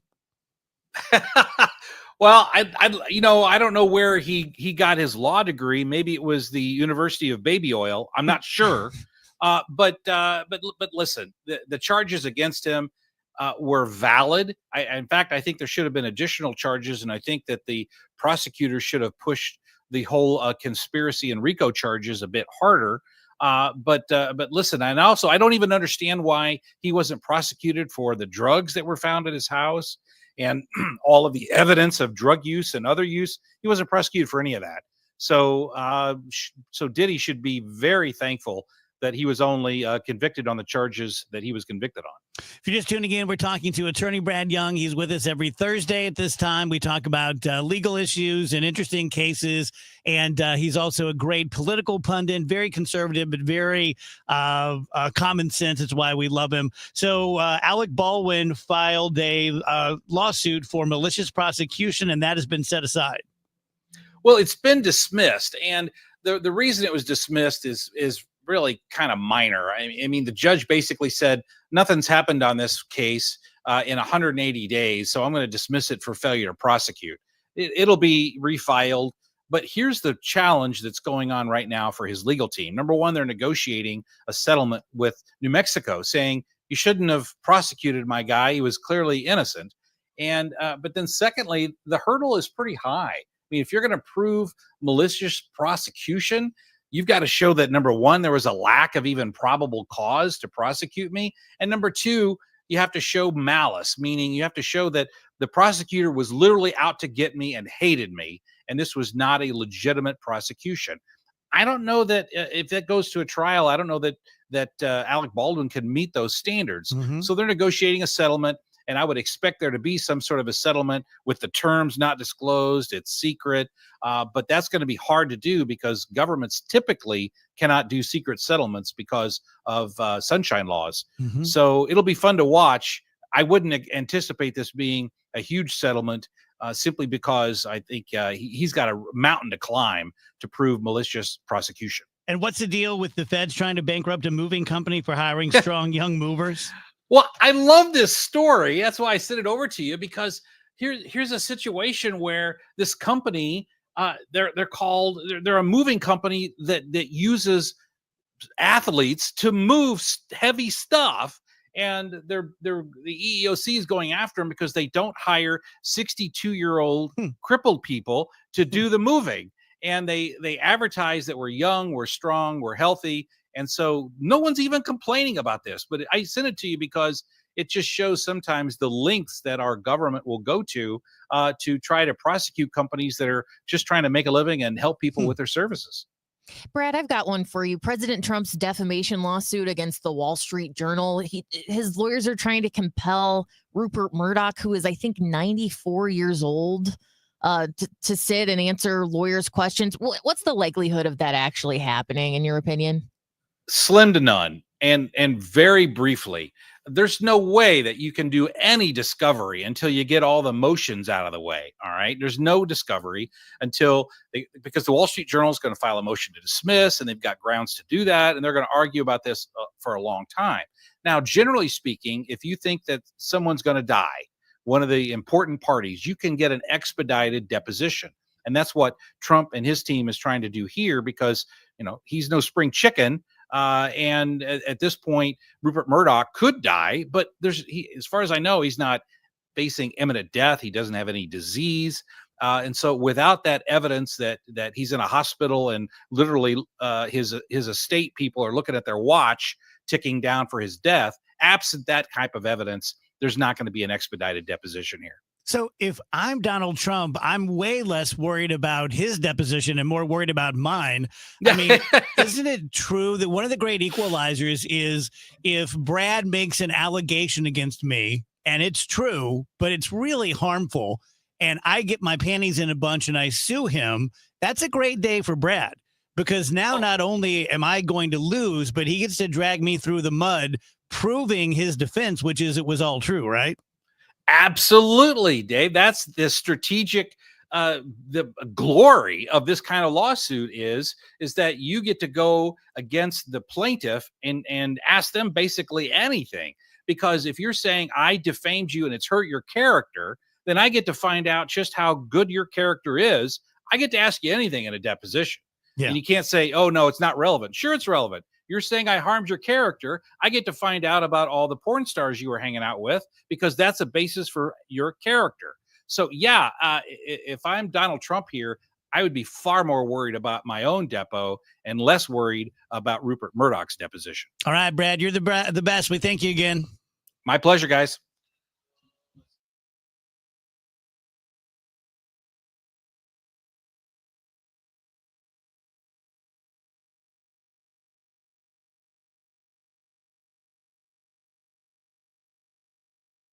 I'm fixing to tell you something that the insurance industry does not want you to ever hear. Bullies often delay and deny. I see them sitting on premiums paid and making money and dragging it out for as long as they can. Many times, we're forced to take them to court. I'm John Morgan of Morgan & Morgan. Their high-paid lobbyists are on a mission to make sure that at trial, jurors are not allowed to learn that the at-fault party has insurance, and in some cases, lots of it. I can think of no case in all my years where there was no insurance for the at-fault party. So let's fight back. It's all these bullies understand. Tell everybody you know the truth. If you've been injured in a car crash or hurt at a store or business, visit forthepeople.com. We're here 24/7. It's that easy. Morgan & Morgan, forthepeople.com. The choice of a lawyer is an important decision and should not be based solely upon advertisements. Past results afford no guarantee of future results. Every case is different and must be judged on its own merits. I'm Rhett. And I'm Link. And we're the hosts of the podcast Ear Biscuits. We're just two lifelong friends who've been talking about life for a long time. From being dads to businessmen to all the random things we experience, nothing is off limits. And now we're talking to you. We're answering your questions, giving advice that you may or may not want to take, and listening to your hilarious stories. So leave us a voicemail to be part of the show at 1-888-EARPOD-1 on the Odyssey app or wherever you get your podcast. Feel like everything's clouded by doubt? Visit CaliforniaPsychics.com. Our psychics are available to talk 24/7, and we guarantee if it's not life-changing, it's free. Experience the joy of certainty. California Psychics. Check the back seat. Check the back seat. Gets in your head, right? Good, because every year dozens of children are forgotten in the back seat. Cars get hot fast and can be deadly, so get it in your head. A message from NHTSA and the Ad Council. Now is the perfect time to start on your next success. Apply now and save with no application fee. Classes start August 13th. An accredited state university, University of Maryland Global Campus, offers online and hybrid courses. Plus, you can earn up to 90 credits toward a bachelor's for prior learning and work experience, or transfer up to 12 credits towards a master's. Learn more at umgc.edu. Certified to operate in Virginia by Chevy. Baby's gone! Cardinals fans, FanDuel Sports Network is your home of the Cardinals. That ball was mashed. And there are more ways to watch this season. Holy cow! Subscribe directly to FanDuel Sports Network to stream the Cardinals without blackouts. How about that play? Or watch through a TV provider. Incredible. Including DirecTV, Spectrum, Xfinity, Fubo, and more. He got it. Learn more at cardinals.com/TV. Ball game. It couldn't have worked out any better for the Cardinals. 11:20 a.m., 104.1 FM, and streaming on the Odyssey app. KMOX is with you, however you listen, wherever you listen.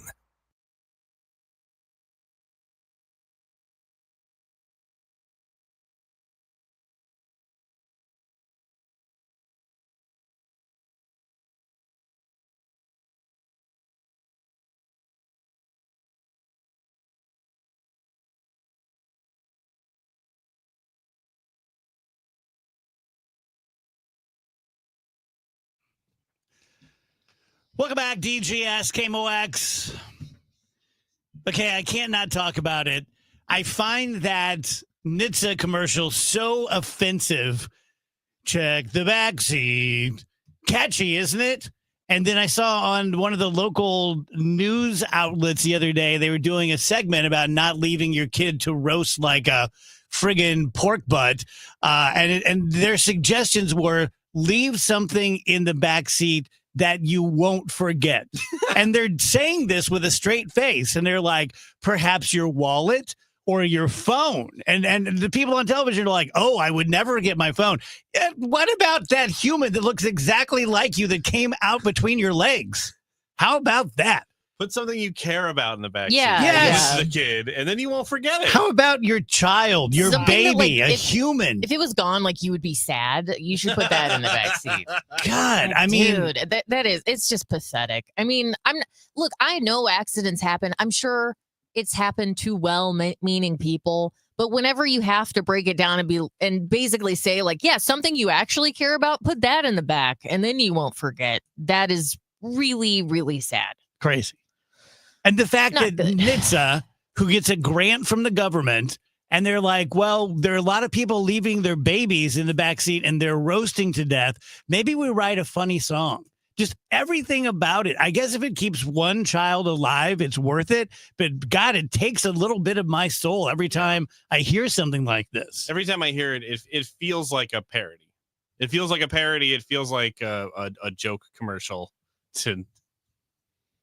It feels like a joke. Yeah, David said, put a Labubu in the backseat. No one's forgetting a Labubu. Those are worth something. Yeah, exactly. You're not gonna leave your $200 Labubu back there. That's for darn sure. My kid may as well be a Lafufu. I don't care about that thing. Yeah, that don't matter. And I tell you what, if that kid touches that Labubu, he's got a lot bigger problems than getting left in the car. Keep your hands. That is not for you. That is mine. Robert says, I'll let the baby hold my precious bottle of wine. It's crazy. It's just crazy. Like, this it is where we insane. are as we humans. have gone insane. And the fact that it is true, I think a lot of people would notice their phone. Not a lot of people, but there are people out there who would notice their phone missing before their kid. That's crazy. And that's sad. It's a sad state of things. Check the backseat. Which, by the way, it sounds like they're saying, get the vaccine. Yeah, that is. I thought that's what they were saying for like months. Yeah, I thought they were saying that for a long time until they come in and go, and listen, you think it's hot? Think of how your 2-year-old baby feels. So you're thinking about getting a tattoo? Yeah, my brother and I want to get matching tattoos when we go to Of each other? Of Labubus. Of Labubus. It would be each of our favorite. Mine, of course, is Schmitten. Yeah, I like Schmitten. That one's cute. Do they have names? I think they don't do. know. They do. I looked them They up on do? eBay. Okay. I was going to buy us each one. Then they're $100 a piece. I'm like, That's ain't the worth thing. it. It is. Nah. I would have so many Labubus just for fun, just to like hang them up around the office. Remember if when they I was going to weren't- buy that $100 toilet paper from Japan? Yes. I thought Okay. you did. I thought. No, I never thought did. We had it. Okay. No. Okay, I know we don't have much time. Maybe we could get back to the tattoos because the Labubus, they do have names. Uh-huh. Their names are Zimomo. Okay. That's the leader of the Labubus. Okay. King Labubu. King Boo Boo. Mokoko, Pato, Spooky, and Taikoko. And Schmitten. That's it? And Schmitten, yes. Schmitten. Schmitten's kind of the black sheep of the Labubus. Yeah, he's the in exile. I mean, Schmitten doesn't sound crazy next to Zimomo and That's the thing. I was Cocoa like, Puff. oh, I'm waiting for Schmitten. Yeah, I want the leaders in Momo. I just think it's funny that they need a backstory. Look, it's just stupid. It's like the Pet Rock. Yeah. And then they're like, so Momo and Cocoa Puff were cousins who lived in like, oh, God. What is the tattoo potentially going to be? I don't know. We were thinking, so there was one that we really liked that was a Simpsons tattoo. We liked it a lot. Giant dragon piece on your back. But I would love that, like a Yakuza or something. I would absolutely love that. That would look so cool. I think I could pull it off. Everyone would be so scared of you, assuming that you were part of the Yakuza. Everyone would be so intimidated by As me. you're walking to your dad shirtless and all. My enormous Yakuza tattoo on my back. But he has his friend Jameson is a big snob for tattoos and said, no, I don't like that one. I think that one's banned. So what was it? It was from one of the Treehouse of Horrors. Oh. The Shining one. Mm-hmm. And I liked it a lot. I thought it was great. I would still totally get it if Eric wanted it, but I don't think he's like, well, if Jameson isn't going to approve of it. Where in your body would you be getting these? I don't know. I don't have a good place. I don't have a good looking place on my body. So it's like, I don't know. Roll a dice. Tramp stamp. Yeah, tramp. It'd look as good there as it would anywhere else. What about, so Nick and I got a version of, you can see it right here. It's my family crest. Pretty cool. That we then turned into something else. What about something like that? Maybe. The Stoles family crest is kind of crazy. What is it? It's got like a bunch Simpsons? of. It's got like it's the exact same thing. It's just a different episode. It's got a bunch of like lions and castles and stuff on Nice. it. It's a little. Where are you people getting these family crests? I think they can were look just yours made up. They're just on the internet? Yeah. All right. That's what I'm going to be doing on the break.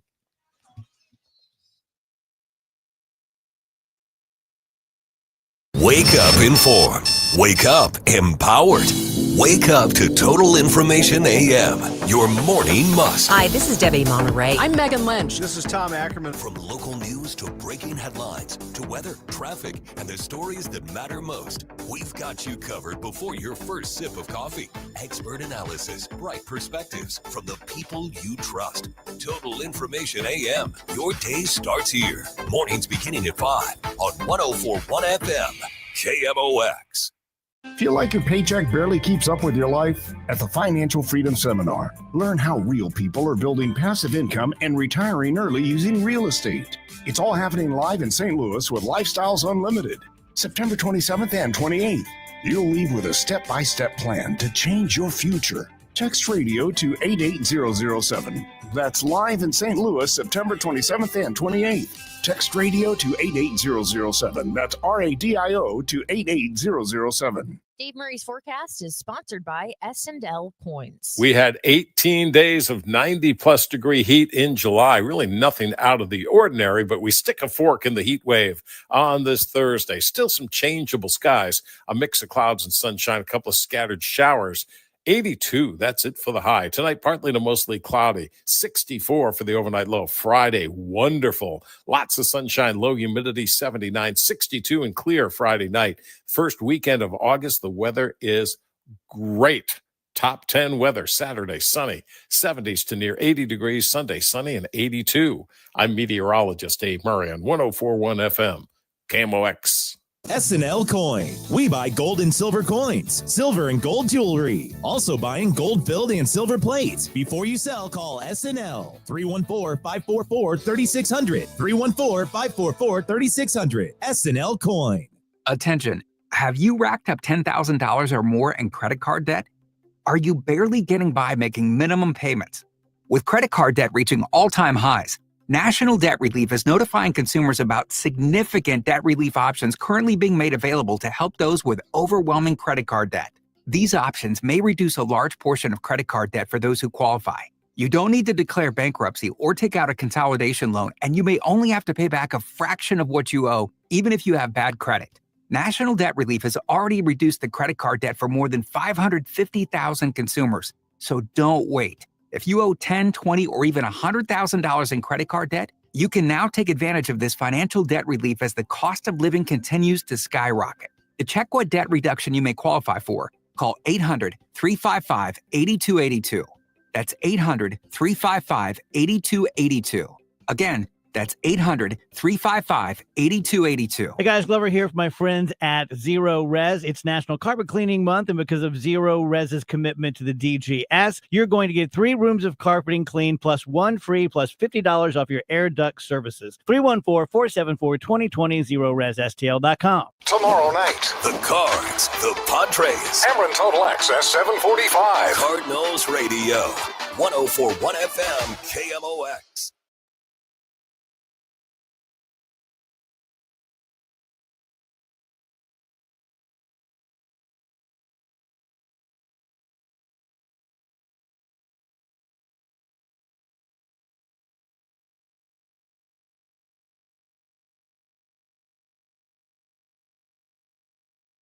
Our conversation with Ricky Horton is brought to you by Goodwill. Give hope, give local, give Goodwill. Welcome back, DGS 104.1 FM KMOX. Our pal Ricky Horton joins us. Hello, Rick. Hey, Dave. How are you today? Good. How was your birthday yesterday? Oh, it was awesome. I kind of had a lot of fun and just me time. I played golf yesterday in the 110-degree heat, but it was great. I had a good time with some of my buddies and had a nice dinner with my wife and kind of took the day off. I hope Rachel got the day off, or did she have to work? I was working, but it was a great day here at work. Dave and Andrew brought me some cake and some cupcakes, and we had a fun show. And then I was out in the heat, but playing tennis yesterday. That was pretty fun. But no, it was a great day. Thanks for asking, Ricky. Rachel, that is so the right answer, by the way. I was happy to be here at work. I mean, that's awesome. Yes, Steve Moore, did you hear that? Yeah, I was wondering. Well, let's just save a clip of that, can we? Did you finish up that cake? No, I have tons of cake left over thanks to you guys. So I'm looking forward to digging into that tonight after Cake dinner. only gets better for about 3 days. Yeah, in the like fridge. it's like diminishing returns after a while. After that, yeah, you're taking a risk, but yeah, carrot cake 3 days later. Yeah. So exciting day today, Rick. And Rach was asking me, and she plans on asking Matt Pauley later on in the show, and I'm sure she'll ask you now, or we can do it right as we're speaking. But the emotional side of this. Yeah. And Matt was talking to Bernie about it last night, and then like we kind of touched on it on Tuesday. Like, these are men, these are human beings, and a lot of them are pretty young men. Yeah. Yeah. So there is a emotional side to it. There's also a logistical side to it. Think about that. I mean, you're working at one place one day, and then literally you're in another city working, and you have a whole different schedule you have to get. You've got family, you've got kids, you have school, you have, a house you live in. So there's logistics that play into it, which of course create emotions of their own. But you're leaving teammates you've been with for several months, and there's memories with that. And I was traded on the deadline day once, and so I know the feeling. And for me, it just took a little while to adjust. And unfortunately, I knew some guys on the team that I went to, but and guys will be like that. But it's still, it's more of an upheaval, frankly, for players' wives if they're married, and for their kids, because now they've got, they got to change the allegiance and wear different caps to the ballpark and kind of root for different teams. It's just odd for them. So go ahead, Rich. Well, yeah, I was just, bringing up like the wives and the families, Rick. It's got to be tough to move to a new city, and they've kind of, all the wives and girlfriends kind of have their cliques and their things going on. Yeah. And you've got to kind of try to fit into that. That's got to be really intimidating. So we were I was 27 years old. We had a 2-year-old when I was living in Chicago and got traded to LA. I came home after being on a long road trip and got traded the first day back, and which was the trading deadline. I went home and told my wife at 11 o'clock at night after the game, great news, we're now with the Dodgers. Bad news, you've got to pack up this place in downtown Chicago with a 2-year-old, move to LA, find us a place. I'm starting another road trip now with the Dodgers. Wow. I'll see you then. Have a good week. And that was not a great discussion, I must say. And so I showed up in Montreal with the Dodgers, and people are handing me money and clothes and hey, welcome. And my wife's packing boxes in downtown Chicago. So that's the reality. So both Helsley and Matz, which should make people feel good, said some things about, well, we hope we come back. Maybe we'll be a Cardinal down the road again. I always assumed that the Cardinals felt like they would not be in the running, especially for Helsley when the bidding war started next year. Yeah, well, I mean, I think that's a nice thing for them to say, and I don't think it's out of the realm of possibility for both of them. I think Helsley's probably going to command a lot bigger deal, but for them being rental players, they recognize that they don't want to say, okay, let's limit it to 29 teams I'll start negotiating with this offseason. Let's say, hey, I had a good experience in St. Louis, and Helsley was a Cardinal for a long time. Matt's really liked St. Louis too, so and not too far from where he lives, he and his wife. So I feel like there's some truth to what they're saying, but they're also just keeping all doors open, and I don't blame them. I'm also now the trade deadline is still in front of us, but it's Yes. looking like we won't be seeing any Brendan Donovans or Lars Nootbaars or Mason Wins, which makes me very happy. Yeah, and you never know because things could somebody can come up with a deal that you just can't say no to, and that's why it's so hard to predict. When we all kind of have ideas and it's based on contracts.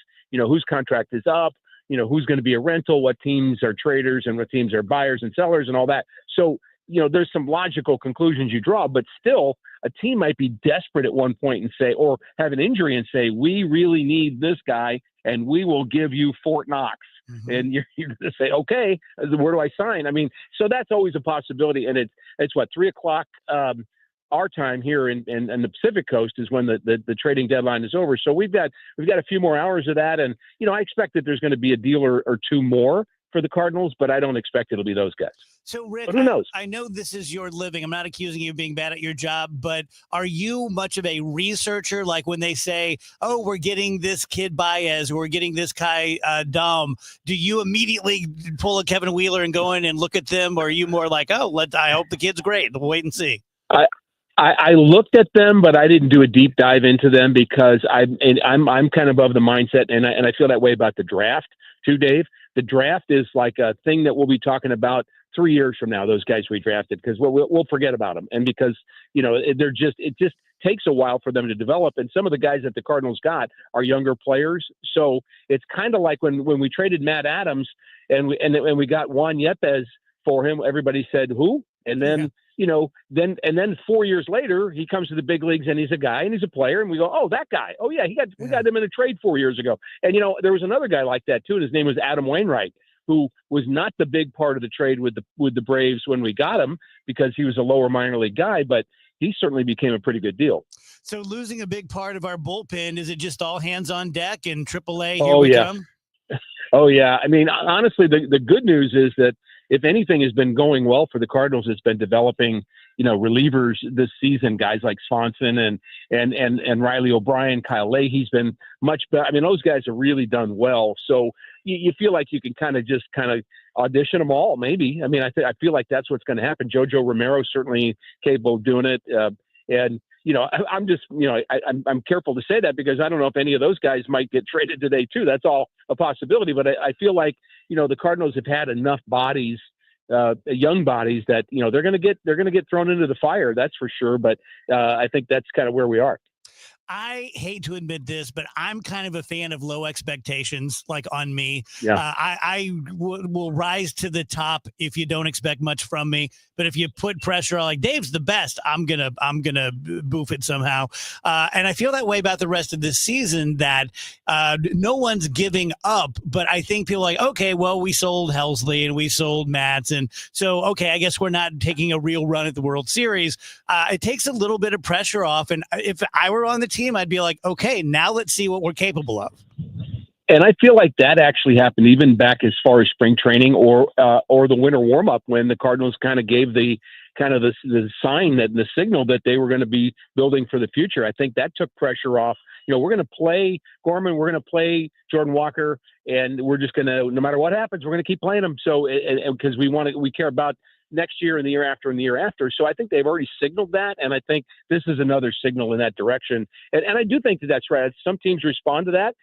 Some teams kind of, I mean, you have to be, if you're a big leaguer, you better say, give me a chance to be the guy. But there's some guys that you got to get that chance and you go, ooh, I'd rather somebody else be the guy. And I just want to kind of help. But I mean, somebody's got to close out a game. Somebody's got to drive in run. Somebody's got to be a leader in the clubhouse. All of that. That's why I love the fact that Brendan Donovan's still around, because I think he's a guy that can do that. So we are more than halfway through, but it's almost like a new season now. And you take the team photo, and these are the guys we're going to end the year with. Who would you like to see step up from a leadership role, and just who would you like to see step up on the field? Who's important? Yeah, I think it's a good question. I think on the field, I'd like to see Jordan Walker step up, and not that he hasn't been getting better, because he has, but I think that there's still higher levels of. I'm talking about on the field part now. I think his ceiling is still higher, and he's going to get even a longer runway now, because we need him to. So I think that's a guy I'd like to see kind of step up as far as on the field. I think, or in terms of performance, in terms of leadership, I think the right guys are there in terms of Contreras, Brendan Donovan. I think somebody's going to have to lead, honestly, with the pitching staff. I think that's going to be a big key. Miles Michaelis is a guy, but there's got to be somebody in the bullpen that starts leading more. Maybe that's John King. Maybe that's JoJo Romero. Somebody that can kind of corral these young guys and give them some confidence going forward. All right, Ricky, you're the best, buddy. Have a great night, and we'll see you over the weekend. Chat. You bet. Thanks. See ya.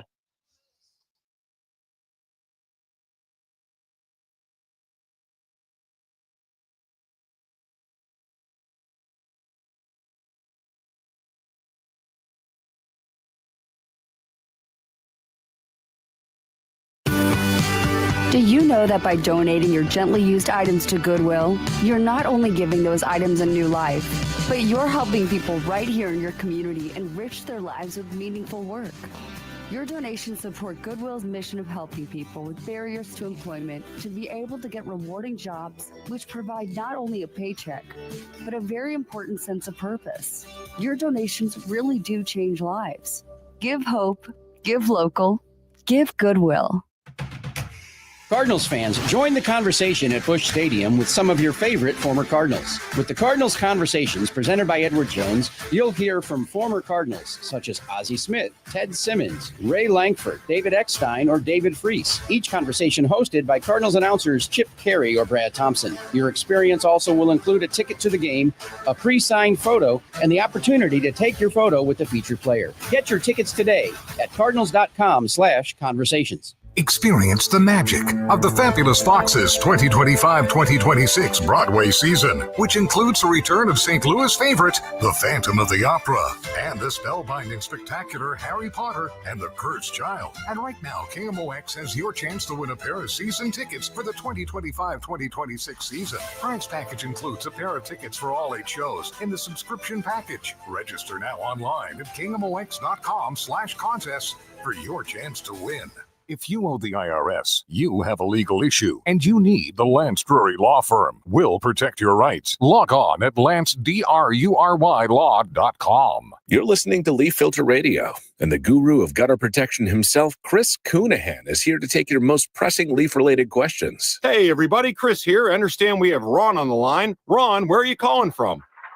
Uh-oh.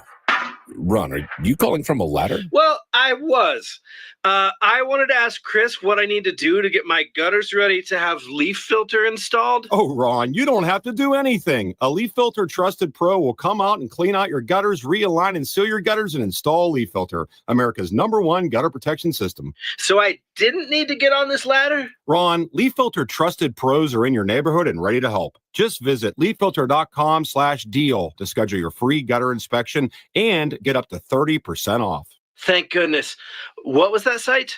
That's leaffilter.com/deal for your free gutter inspection today. See representative for warranty details. Promotion is 20% off plus a 10% senior or military discount. 1 discount per household.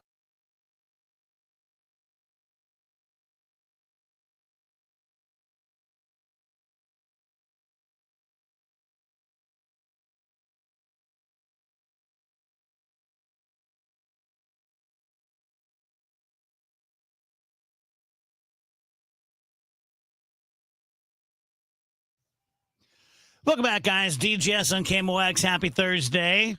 Wheels is going to join us from the road at 3 p.m. Tell us the stories about moving, Sure, there'll be a couple of good ones in there, and then talk about the trade deadline as well. Like Andrew said, he's got to be going nuts. Yeah. Not able to just stare at his phone and Twitter and all the trade stuff, and that's going to be driving him crazy. This is like one of his absolute favorite days of the year. Yeah. My poor little baby. I wonder if he's, I don't know, like rigged some sort of screen up to where He's got one of those like phone holders like Yeah. people that Yeah. Uber use, but he's just using it so that he can. Wouldn't put it past him. Those are scary, by the way. You ever been in the back of an Uber and you're like, I wish they would get off that phone. Yeah. When they have like an iPhone Ultra Pro Max, Double Max Pro, Max Ultra Pro, and it's like, it's like the size of an iPad, and they've got this thing like obstructing their vision as they careen through the streets of Chicago or whatever. Mhm. It's like, this makes me a little nervous. You guys like me, like I talked at the beginning of the show, how I'm just barely going to make it to my vacation because I'm just so bleh. You get pissy.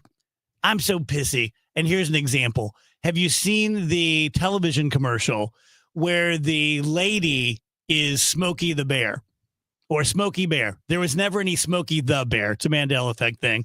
And so a guy pulls up and she goes, oh, your toe chains are a little loose. It could start a fire. But she says it like a Karen. I hate her. Like, and the guy's like, oh, thanks for telling me. I didn't realize. But hooda. Oh, I get so mad. So Smokey is a girl? No, he's just Smokey Bear. No. But she's playing Smokey? Well, the whole vibe of it is you're Smokey Bear. Okay. So I don't think that it was just, oh, good. Joel Bradley says, I hate her too. Thank you, Joel. So that's the whole thing, is just like, it's up to you to prevent forest fires because Smokey Bear isn't real, but they're still doing the whole Smokey Bear thing. But she's just such a Karen, and she's just out there walking. She's like, toe chains, bleh, and it's like, F off. Yeah, get out of Shove here. my toe chains up your ass. Mind your own business. Yes. If I want to burn this whole forest I down, want that's to my burn prerogative. this thing down. I'm going to do it. I think the actual Mandela effect is that it's Smorky Bear. Is that what it was? Yeah. Smorky the Bear. Smorky the Smorky and Zimomo. Smorky the Bear. Smorky a Bear. This is Smorky a Bear. Smorky a Bear. You guys remember McGruff, the crime dog? Uh-huh. He was more of a thing for you guys than me. Have you guys ever heard the McGruff album that he did? No. Rap? He did an album. Some of it is rap, yeah, and it's like to keep kids off drugs. And all the I bet it worked. All the songs are like, "Don't use crack cocaine." I'm 100% serious. This 100% exists. Well, It's real. I'm going to go home get his tonight, eat a message couple across. gummies, and put that on. I highly recommend that. I highly recommend that precise course of action. I was Using thinking, crack and like, cocaine. I'm going to show my show prep to everybody there. I have such bad writing. And I was just thinking how unattractive it is. Like if I sent someone a note in my serial killer scratch, how off-putting that would be. And I wrote better in second and third grade than I do now. I will say sometimes we will get like letters from listeners, and if one shows up in like nice handwriting, it doesn't matter what the content is. You're like, this is nice. Look at this. It's in good. But when it's in like very bad handwriting, you're like, oh, I don't want to. I did pretty well in law school, but last night when I was thinking about this and I wrote down bad at writing, I bet I got penalized in law school. Not like, oh, you have bad penmanship, I'm going to take 10 points off. But, these professors are grading these at 3 a.m. And if you get someone with really good writing, you get someone with this, you're going to be like, they shouldn't be at WashU. This person is not WashU material. Don't you think? Wouldn't it have to go into your bias? I don't know. I mean, I don't I'm going to give this guy an A+, no matter what he says? No way. I will. Guy's writing with his toes. I forgive people with bad writing. I mean, I have bad writing, so I don't judge those with bad writing too harshly. I'm sure it's no different than any other aspect of your appearance, though, weighing on how people judge you. Yeah, but it's supposed to be blind. All the other aspects of my appearance are terrible. So the handwriting, like, it doesn't even get Par for the noticed. course. Yeah, handwriting just goes under the radar. I made myself cry again last night. About what? The dumbest one yet. Okay. Get ready. So we just traded Brian Helsley. Yeah. And have you been there when they do the Hells Bells? When they turn out all the lights? I don't think I have. Okay, so they turn out all the lights, and then these red lights come on, and boom, bow, down, bow, bow, bow, bow. And I was thinking, what if when he comes back here with the Mets, we surprise him, and when he comes out on the field, we turn that on, and I started for real misting up. I've got problems. Why would we do that though? We wouldn't. Yeah, like I hope you. We wouldn't. I hope you strike out all the Cardinals. But like I just thought, because I wasn't emotional when I heard he got traded, but I was like, oh, okay, wow, he seems like a good guy. And I just thought, like, if we did that for him, because when he comes back, we'll give him a big applause and he'll tip his hat. Sure. What if we played Hell's Bells? Do you guys remember when Albert Pujols came to Busch Stadium? With the Angels. With the Angels, and got like 3 standing ovations. And Dave, you were complaining about it, and Tony was complaining about it, and Frank Cusimano got so angry at you guys. He hung up, right? He called you miserable, and then hung up. Yeah. And nowadays, you're crying over Ryan Helsley. Yeah, I'm wanting to play his theme song. My, how the tables have turned. Yeah, no kidding. I also felt bad because I'm getting ready to watch the game. I didn't know who was pitching, and out comes Miles Michaelis, my arch nemesis. And you go, And I pick up my phone and I just texted Nick, "Oh great, here comes effing Miles." And then I thought, he's just a dude. Like, just because he's no longer one of the best at throwing a baseball, but still throws it 95 miles an hour. And I'm saying, here comes this effing guy. You hit him with the full name. Isn't that just the cost of being famous, though? You get, I guess you're right, the notoriety and the money. And I'm not saying like we should harass these people, like not at all. I don't feel that way. It's kind of to be expected that people are going to send mean texts about you. It's just part of the whole thing. Yeah. It's nice that you felt bad, though. Yeah, I'm feeling bad about Miles. I'm crying over Ryan Helsley. I need a life is what I need. I was also thinking about this New York shooter and thinking how screwed up it is and how ridiculous it is that he clearly interested no one before he did this. And now FBI teams are flying out to Las Vegas and poring over his life and reading everything he ever wrote. You know what I mean? Mm-hmm. Like, so he's now interesting that he's a multi-murderer.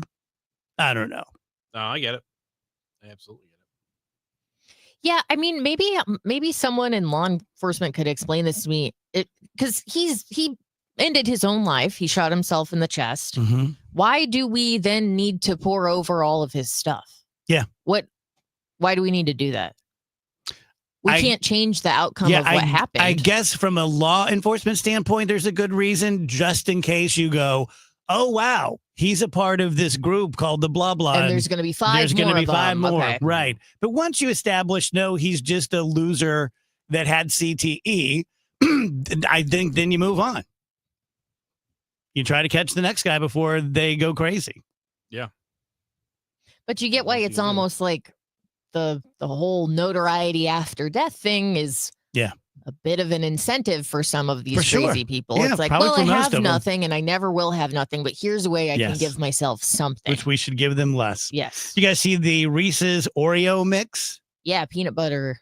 Peanut You butter and haven't seen Oreo. this? No. There's going to be Oreo Reese's cups and Reese's Oreo cookies. Sign me up.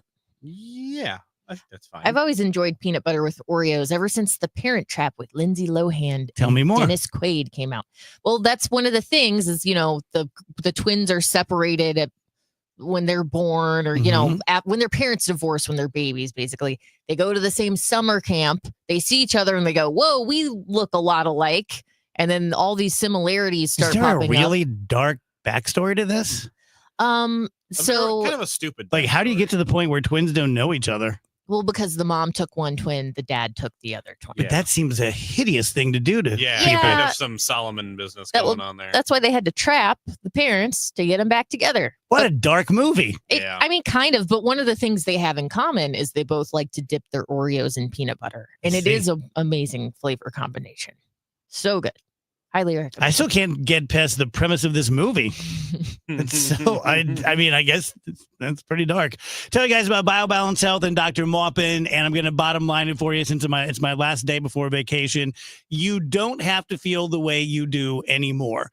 If you are feeling non-sexual, you just don't have a libido anymore. Or when you do, you don't have the ability to perform in the bedroom. That can get better, even at 60, 70 years old or older. Certainly, if you're in your 30s or 40s, you can get right back to where you were. You can lose weight. You can have better moods. You can have better sleep. You can have better workouts in the gym. You can have better times at work. I know it sounds a little too good to be true. I've been doing it for 6 years now, and I would say that that's very accurate. Not everyone is going to have the same reaction to them. Some people are going to have a little more on this end of it. Some people have a little more on this end of it, but everyone's going to get much, much better. Next door, BioBalance Skin, get some Botox, get chemical peel, the M-Sculpt to tighten up your face. For all things Dr. Maupin, go to biobalancehealth.com. Paul's new drone startup just lost its most genius computer scientist. We just lost our best genius to some new genius who's got a genius new idea. I'm going to have to find a new genius or two have geniuses and fast. He needs a computer scientist that can keep his startup from falling down. I need Indeed. Indeed you do. When you sponsor a job on Indeed, it's easier for talented candidates to find it, which makes it easier for you to hire them. Visit Indeed.com/credit and get $75 towards your first sponsored job. Terms and conditions apply. Did you know you can get your prescriptions for less at your local pharmacy? You can with GoodRx. It's the free app that can save you money on your medications. Just search for your prescription, choose the pharmacy and the price that works best for you, and then show your GoodRx coupon to your pharmacist at the drop-off counter. GoodRx works at over 70,000 pharmacies, including Walmart, Rite Aid, and Walgreens, and it works whether you have insurance or not. It's easy to save. Next time you drop off your prescription, check GoodRx. To start saving today, go to GoodRx.com. GoodRx is not insurance. This is Mason Wynn of the Cards. Community America asked me to tell you what it feels like on Profit Payout Day, when our members get a portion of the profits. I'm thinking it probably feels like opening day. Exciting, new, or even better, I bet it feels like playing the star shortstop who turns a game-winning double play. And the fans go wild. They ask for selfies with you and autographs. You get a lifetime supply of free stadium hot dogs. Yep, that's basically what it feels like when you get your profit payout. Community America Credit Union, invested in you. The Siteman Cancer Center spotlight how an innovative immunotherapy is showing promise against aggressive T-cell cancers. Joining us is Dr. John DiPersio. Until very recently, until this paper and a few other groups in the world have sort of developed approaches for T-cell malignancies, there was no hope for patients who relapsed. There were no effective therapies. This is a way of treating these patients that would normally have no other recourse. For more information, visit siteman.wustl.edu. Wesley Financial Group is not a law firm. Hi, I'm Chuck McDowell, the timeshare cancellation guy. In 2011, I founded Wesley Financial Group with one goal in mind: to help honest folks out of their timeshares permanently. Today, I run Wesley with my two sons, a real family business, treating every client and every employee like we'd want our own family treated. That philosophy has helped us grow into the largest, most trusted timeshare cancellation company in the United States. Fortune magazine even recognized us as one of the best places to work. Why? Because we genuinely care. In fact, some of our former clients were so moved by their experience working with us, they joined our team so they could help others to timeshare freedom. If you're stuck in a timeshare, give us a call. Let our family help your family. Call Wesley now for your free timeshare exit kit. 800-581-1414. That's 800-581-1414. 800-581-1414. Mid-America's most trusted voice for news. KMOX AM St. Louis. KMOX FM Hazelwood. Always live on the free Odyssey app.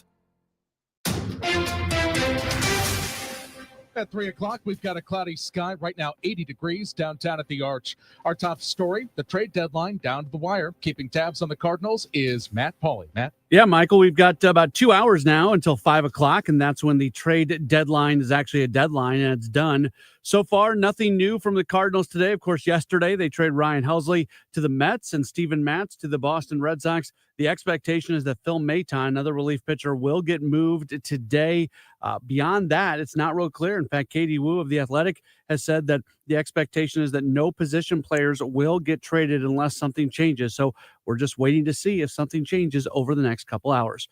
On your home of the Cardinals, 104.1 FM KMOX. I'm Matt Pauley, KMOX Sports. Missouri Senator Josh Hawley is speaking out after a tongue lashing from President Trump. Mr. Trump went to social media calling Senator Josh Hawley a second-tier senator. This comes after Hawley was the lone Republican voting in favor of a bill that passed in committee banning stock trading and certain investments by members of Congress, the president and vice president. However, the ban would not go into effect until those politicians win a new term in office, something President Trump cannot do because he's limited to only 2 terms by the Constitution. Hawley tells Fox News. Well, I think that the president, a number of people who are opposed to banning stock trading had said to the president that he would be covered by the bill. He'd have to sell Mar-a-Lago and sell assets. Not the case at all. The president and the vice president, all their assets are totally exempted. The Honest Act now heads to the full Senate. Stuart McMillan, KMOX News. St. Louis City will lift the pandemic-era moratorium on overdue water bills on September 1st. St. Louis City Water Commissioner Niraj Patel says there are 13,400 households that are behind on their water bill right now, with an average of $940 per household.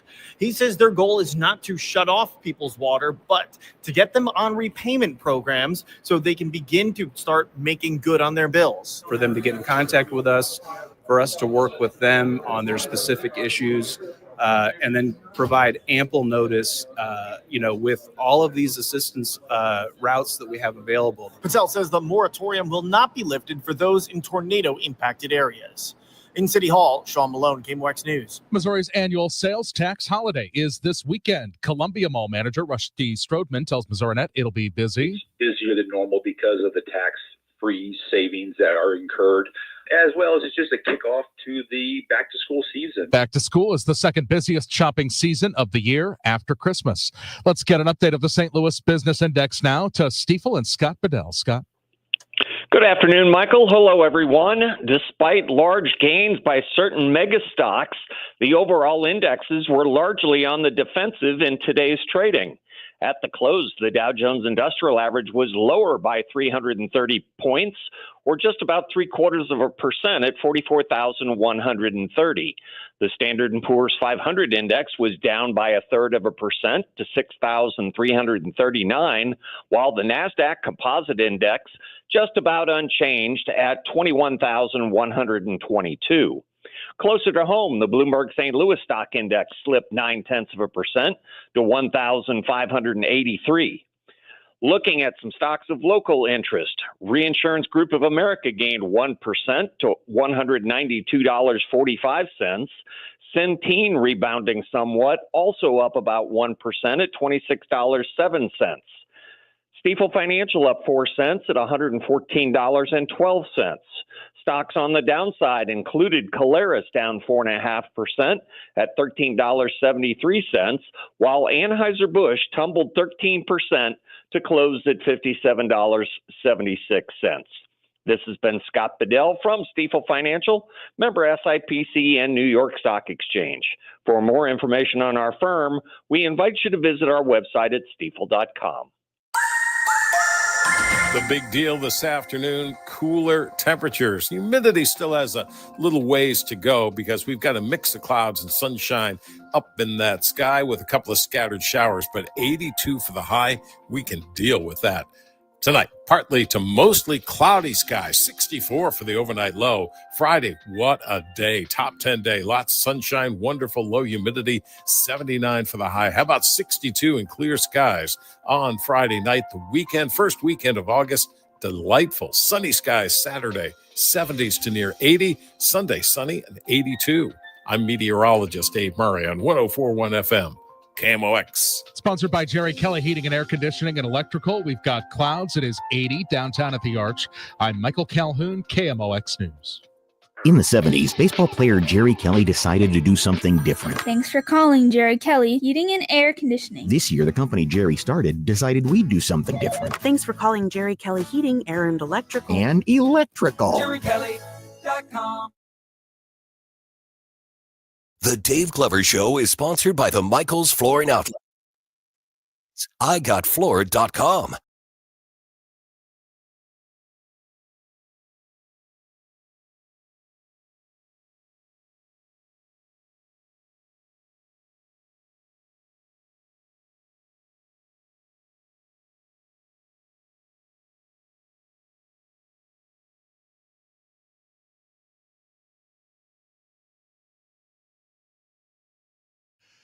Welcome back, guys. DGS 1041 FM KMOX. Kind of a cloudy, breezy day today, but what is the temperature? Let's just see. 79 degrees. Nice. That's crazy. Oh, that sounds so good. I know. I wish we had the windows. Yeah, that would be nice. Yeah. That would be nice. Kevin Wheeler is on the road. He drove to North Carolina, helped his daughter move. Now he's driving back, and he joins us. Hello, Kev.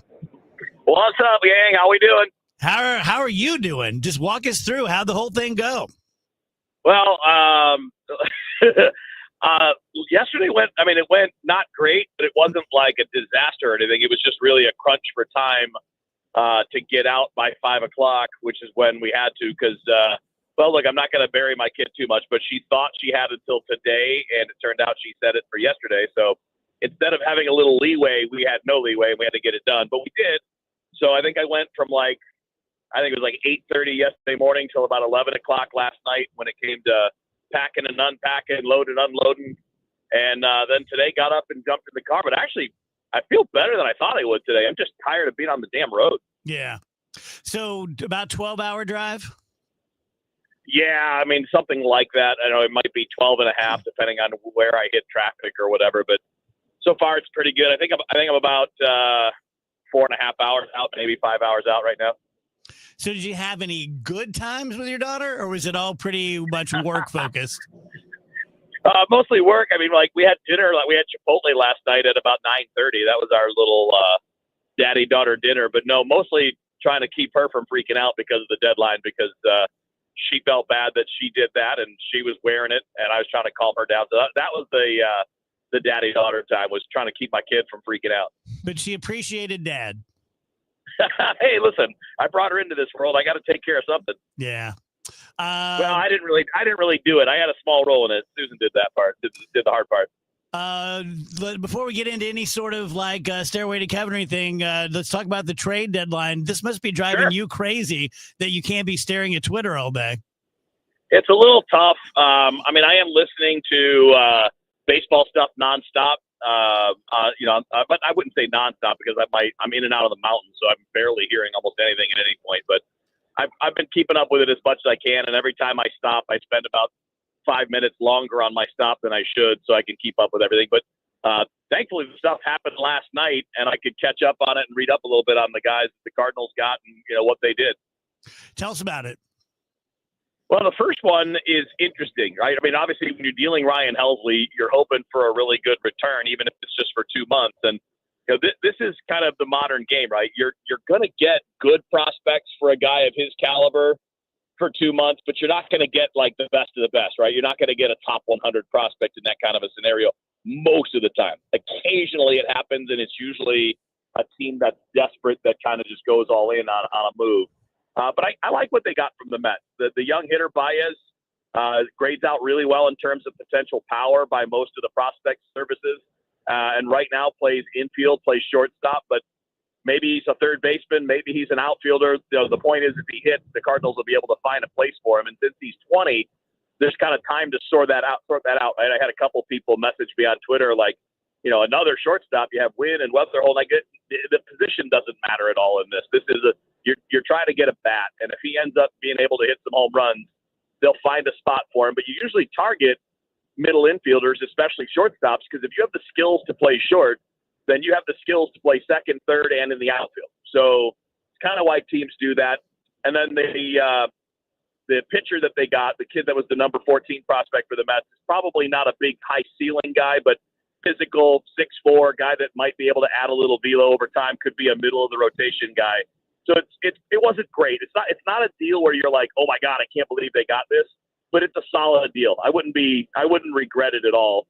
And then the Steven Matz one is interesting, even though it's not a huge return, but you got one of the best names in baseball and a kid named Blaze Jordan, who's had success this year at AA and AAA, plays first and third. I actually had some experience. I did not go against Blaze Jordan, but we were in a few of the same tournaments when he was 14 years old. And when he was 14, he was a home run king. He would go to home run derbies and hit 400 or 500 foot home runs at 14. Now, granted, he was using like juiced up bats. It wasn't like a real bat that you use in college or a wood bat. But he's always been he was a childhood prodigy home run king, and he doesn't hit as many home runs as a pro because he swings at too many pitches. He's got a little bit of Alec Burleson in him, except that he's right-handed and he plays in the infield. But he's at least interesting, and that's not bad for a 2-month rental on a guy like Steven Matz. So I know that we developed Helsley, and he's been a Cardinal the whole time, and so it's emotional. Was there something that we did wrong along the way? Was he always destined for this, or was there a way we could have and should have kept him? I mean, I think there's a way, but like, paying closers is really risky. And it's something that the Cardinals haven't done, right? I mean, they developed Jason Mott, and Jason Mott became their closer, and they didn't end up extending him or paying him. Trevor Rosenthal came up through the Cardinals. They didn't end up paying him or extending him. Jordan Hicks came up with they've proven themselves over the years. The one thing they've been good at is developing guys like that. Well, it's not the one thing, but maybe the best thing they've been good at is developing guys that end up becoming closers. Because when you're the Yankees and Dodgers, you can afford $12 to $15 million a year on a closer, but most teams can't because they're too risky. They have injury problems. They have years sometimes where they just stink. So, I mean, this to me, it's just financial. It has nothing to do with whether or not you like the player or the player likes it here. It's simply, do we think that this payroll can carry somebody who's going to probably make $12 to $15 million a year? So is the job open, or do you think O'Brien is the new closer? Man, I don't know. It's got to be kind of an open call, not right now, right? I guess some of it depends on whether or not Maton gets moved today. Because if Maton sticks around for the rest of the year, it probably starts by defaulting with him and then seeing how it goes. But I think Riley O'Brien's an interesting guy to see if he gets some opportunities. I'd like to see Granillo get some opportunities. Jojo Romero could also do that. He did that a little bit. A year ago when Helsley was out, he got some save opportunities. I wouldn't think they'll pick a guy, but at least initially, if Maton sticks around, I bet he probably gets first crack. But they got some interesting guys to look at, and you know, depending on what they show you, you can kind of chart a course for next year. So, what are the options of seeing some of the talented people from AAA? I'm guessing the worse we do, the better the chance we see Weatherholt. I don't know. Well, at this point, even though you sold, I don't know that it matters whether you're doing well or not. I think, you know, you get to the latter part of August, if his performance is kind of forcing himself through the door, like if you look down at Memphis in another 2 weeks, 2.5 weeks, and you see that he's still crushing the baseball and he's still having success, then get him up. Definitely wait. I think we talked about this. Maybe you and I and Matt Pauley talked about this, but you want to wait until past the midway point of the month because you want him to retain Rookie of the Year eligibility for next year. Because if you finish in the top 3, you get draft pick bonuses and things like that. So they won't take the risk of losing that. Certainly not if you're a seller at the trade deadline. But once you get past that point, why not give him 4 or 5 weeks and see if he's a part of next year? Because if he's a part of next year, that really informs what you can do in the offseason, who you trade, who you might sign, what you can count on. So at this point, unless he slumps and really struggles, at this point, I'd be pretty surprised if we don't see him. Anything else baseball-wise we need to know before we move on? Anything else you're thinking about? Not unless you want to talk about all the other teams making moves. Yeah, we'll leave that for you and the nerds, the boys in the truck. So we've talked about many times how different you and I are, how our resting minds are very different. So when you're driving 12 hours by yourself, like what's going on in Wheeler's mind? Oh, man. That's such a great question. So today it's been all this baseball stuff. It's like, okay, well, if this happens, what does that mean? And if that guy is now going there, what does that mean? Because this might be like, Dave, I'm doing internal scouting for like my fantasy team. Well, who should I pick up? Who should I be looking at?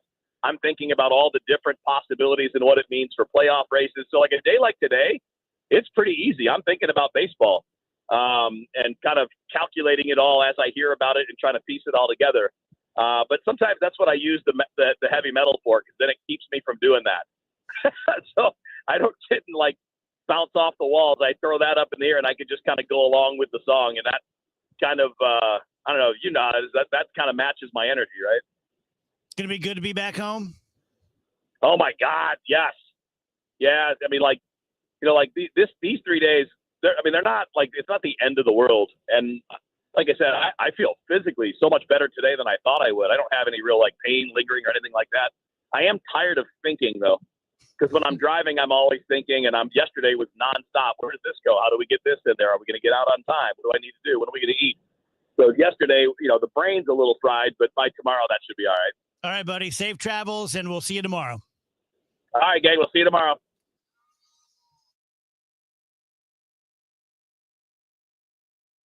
Hi, I'm Andrew Suntrup. For over 30 years, St. Louis and St. Charles families have trusted Suntrup Buick GMC. As a proud family-owned dealership, we offer more than just great deals. We offer peace of mind. At Suntrup Buick GMC, you'll always find a huge selection of inventory to choose from, unmatched customer service, and every vehicle comes with our exclusive lifetime powertrain protection program. Visit in store or online at suntrupbuickgmc.com. Save more at Suntrup Buick GMC. That baby's gone! Cardinals fans, FanDuel Sports Network is your home of the Cardinals. That ball was mashed. And there are more ways to watch this season. Holy cow! Subscribe directly to FanDuel Sports Network to stream the Cardinals without blackouts. How about that play? Or watch through a TV provider. Incredible! Including DirecTV, Spectrum, Xfinity, Fubo, and more. He got it! Learn more at cardinals.com/TV. Ball game! That couldn't have worked out any better for the Cardinals. Hey there, cats and kittens. It's Brian from The Commercial Break, the mediocre comedy podcast where my best friend Chrissy and I attempt to make sense of the world. We talk about the absurd, the ridiculous, and the stuff no one asked for, like internet weirdos, pickup artists, and why everyone is obsessed with crystals and colonics. It's all got to stop. The show is free, it's frequent, and it's probably not for everyone. You can go to tcbpodcast.com, subscribe at youtube.com/The Commercial Break, or check out the show wherever you listen to podcasts. We'll see you on the next commercial break.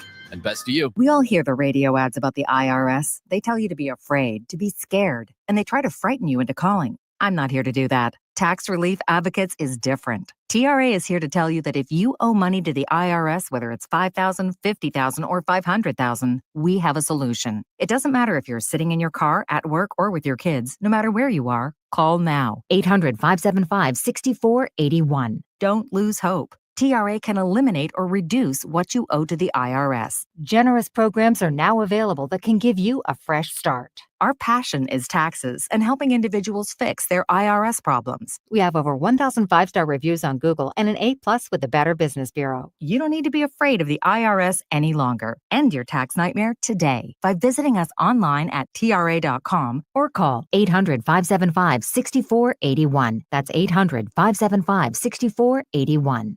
Tax Relief Advocates. Real solutions for real people. You've heard of Old Town Donuts, but did you know they were voted the best donut shop in America? That's right, and they've got 2 locations right here in Florissant and Cottleville. Stop by Old Town Donuts today and see why they're the best donuts in the country. Hey, it's Jeff Sachs at Sachs Financial, retiresafestl.com. Have you ever wondered what it's like to work with a financial advisor? Are you in your 50s or early 60s and really haven't talked to anybody about how you retire? Give me a call today. Check out our website, retiresafestl.com.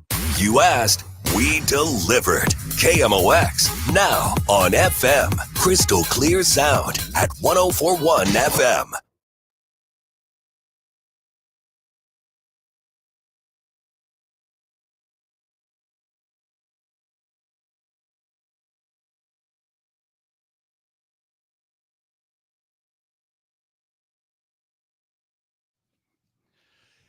Welcome back, guys. DGS on KMOX 320. Let's do DGS Happy Hour where we just kind of go around the horn and share stuff. Could be important stuff, could be silly stuff, could be just, hey, did you hear about this? Rach, you want to kick us off? Sure. Give me 1 sec. Okay. It would have been great if you just walked out. Yeah. I will do that. She did the fake stair later. walking thing under the I left it in my I gotta office. go to the basement really quick. It never came back up. Be right back. Okay, I need a ruling actually for my happy hour topic. Okay. So recently I was emailing with like an office. It was a vet's office. Mhm. And I was asking for something, but it was like an email that obviously more than one person uses. Like here at Odyssey, everyone pretty much has their own email address, but this was like the office email. I asked for something, they provide it. And instead of clogging up their communal email, I didn't send a thank you. Yeah. I'm wondering, is that rude? I felt like I was being more polite by not sending like a meaningless, like, okay, thank you so much, have a great day, that they're just going to delete. And So it's like going to politeness get in the way. So politeness is meaningless to you, is what? No, that's not what I'm saying. I just made the decision of like, they probably would not care if they got it. It might actually be a little bit like, she emailed again. Okay, well, delete, move on. Do you think that's the right move, or should you always say thank you no matter what? I would probably err on the side of saying thank you. But I didn't see the email setup, so I don't know how sure you were that this is just going to go to 8 different people. Well, I think it's more like one email address that like everyone at the front desk uses or something like that. If I was going to say, got it, thank you, or whatever, excuse me, I don't think it would be out of politeness. I think it would be to give them a sense of, okay, this person is happy and satisfied. I no longer need to worry about this problem. I'm not going to revisit this in a couple days and go like, oh, did this person, are they still worried about this? Do they still need to know this? I think politeness is not really the issue, because I think you're right that they don't really care if they're just doing their job. Like, they're happy to help, but they don't care if you're like thankful or if you say like, oh, that really means a lot that you responded or whatever. They don't care. But it might be helpful just for the resolution of going, all right, case closed. We can put a stamp on it and move on to other problems and other. The other day, I walked by a coworker, and you know how it is. You walk by a coworker, hey, how you doing? Fine. How are you? Great. And we did that. But when he asked me how I was doing, I didn't answer. And it wasn't dramatic. Well, you were just already walked past. I was just kind of already past. But that sort of like stuck in my craw a little bit. Like, I get what we're doing. No one's being honest with each other. You're just doing the whole like, what's up? What's up with you? So I guess you guys are saying I'm a horrible person. No, Yeah. like you definitely. No, I think so. You did the right thing. No, it wasn't the right thing. I should by have said saying, thank you. Oh wait, you didn't say thank you. No, I didn't reply because what I said You was like, didn't hey, get the whole story? I'm sorry. yeah, the whole I'm point of the sorry, story was I didn't say thank you. I'm so sorry. I thought it was, should I have not said thank you? I mean, wouldn't even have made sense. when you, now that I know that, it kind of changes a lot of things about.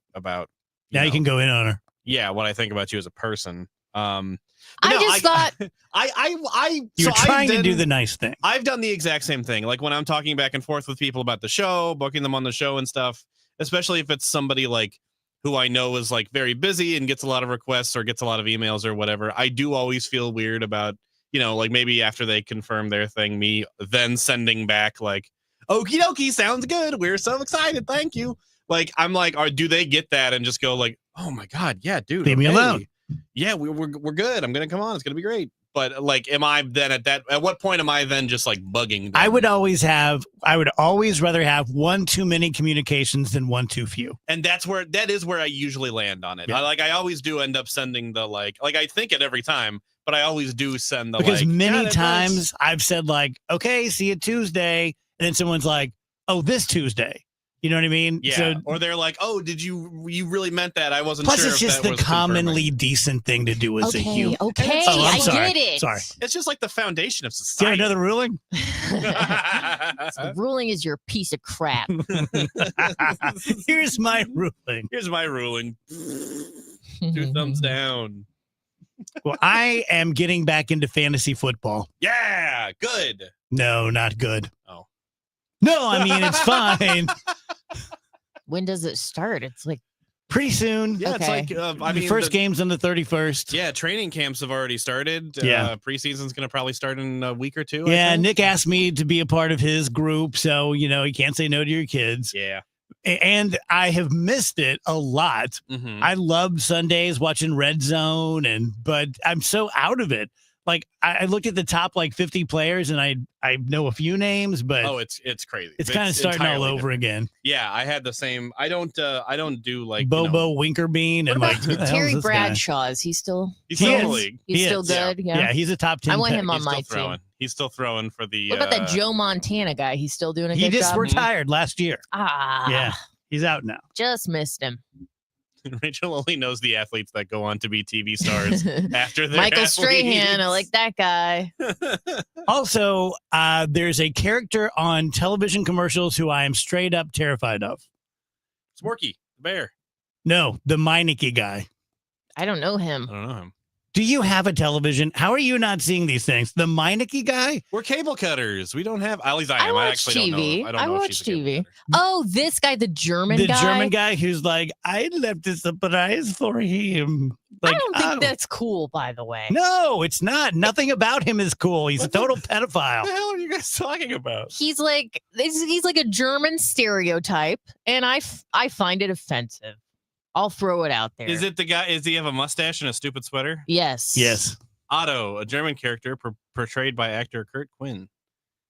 He's known for his thick German accent and his trust in Meineke for all his car. Yeah, that's what he's known for. And going to junior high school playgrounds. Too much. I always do this the last day before vacation. Steve should come in right now and relieve me of my duties. No, I think everything you're saying is correct and true about Otto. He often uses the phrase "mein key," meaning my key in German, which sounds like Meineke. So that's why they created the character. Oh, they should avoid the whole mine. Yeah, mine, and then a word that starts with K. I would avoid it if I could. I would find maybe you have like the Meineke. You know who scared me before him? The Six Flags guy. Yeah, he was creepy. But it's just a guy.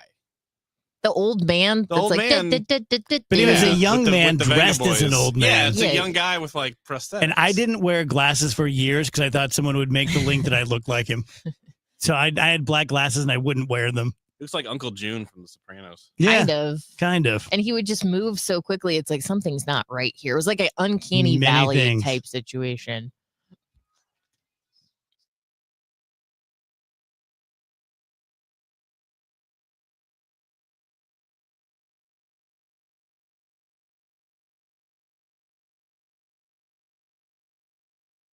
Wake up informed. Wake up empowered. Wake up to Total Information AM, your morning must. Hi, this is Debbie Monterey. I'm Megan Lynch. This is Tom Ackerman. From local news to breaking headlines to weather, traffic, and the stories that matter most, we've got you covered before your first sip of coffee. Expert analysis, right perspectives from the people you trust. Total Information AM. Your day starts here. Mornings beginning at 5 on 104.1 FM. KMOX. I'm John Morgan of Morgan & Morgan. One question I'm always asked is, how did you become the largest injury firm in the world with over 1,000 attorneys and $25 billion in verdicts and settlements? One way was our financial strength.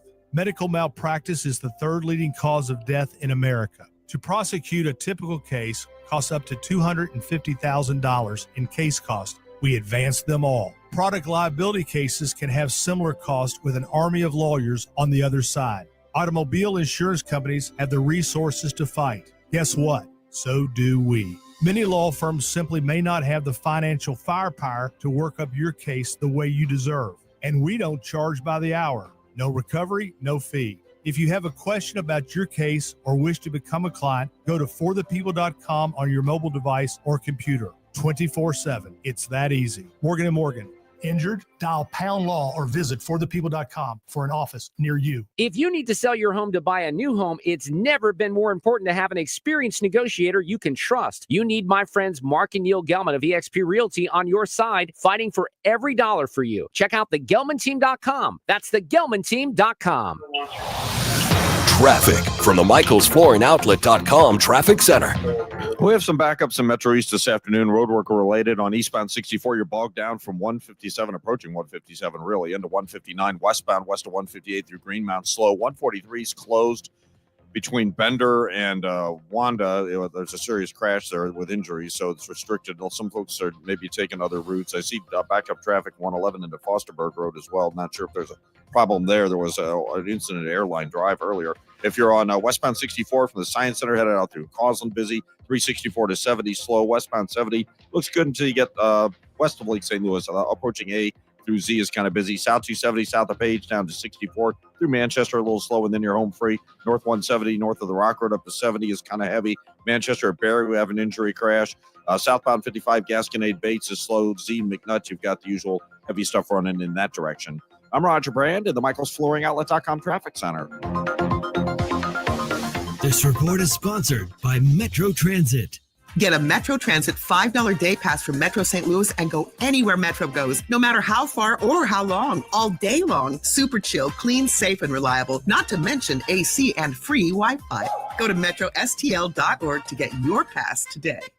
Do you owe $10,000 or more in credit card debt or personal loans? With credit card debt at all-time highs, Debt Relief Advocates is urgently notifying consumers of debt relief now being made available, designed to aid consumers with out-of-control credit card debt. Those who qualify and enroll for this relief program will only have to pay back a fraction of what they owe. This is not bankruptcy or a debt consolidation loan. This is a relief program that credit card companies would rather you not know about, as it ends your debt nightmare and saves you lots of money. Consumers owing at least $10,000 in credit card debt or personal loans can now take advantage of this debt relief as the cost of living skyrockets. Debt Relief Advocates has established a relief hotline for you to call to learn what debt reduction you may qualify for, so don't wait. For this free information, call the Relief Hotline at 800-390-1164. 800-390-1164. 800-390-1164. Hey, it's Matt Pauley for i3 Broadband, the internet provider in the Pauley household. I think you'd love it if you had them as well. We've got the 2 gig package at our home. 2 gig upload, 2 gig download mirrored, and we're spending less money than we did with the cable company for lesser service. Plus, right now, they've got savings over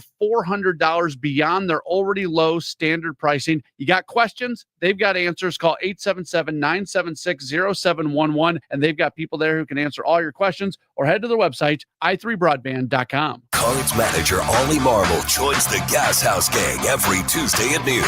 Sponsored by Siteman Cancer Center on the voice of the Cardinals, 104.1 FM, KMOX.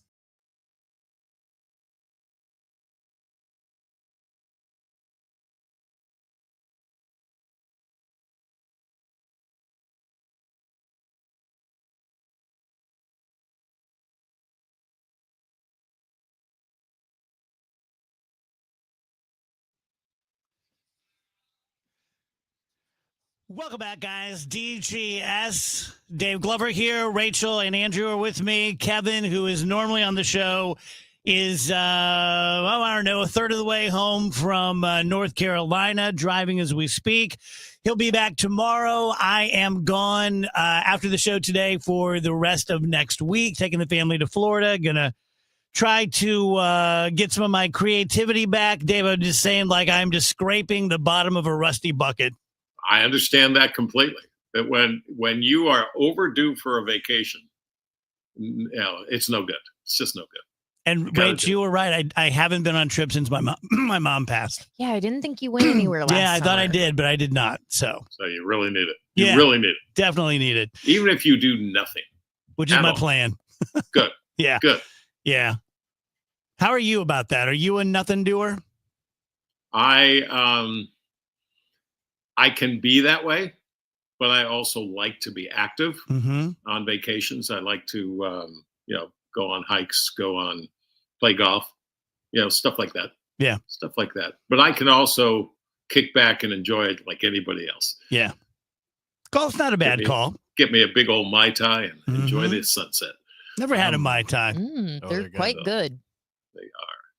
But you ain't had a Mai Tai until you've had a Dave Murray Mai Tai. No. Maybe Dave Murray will invite me out of his place someday, and I can have a Dave Murray. You're always welcome. You're always welcome. I just have to drain the moat for a little bit and make sure you can get Dave, through. are you a big tiki bar guy?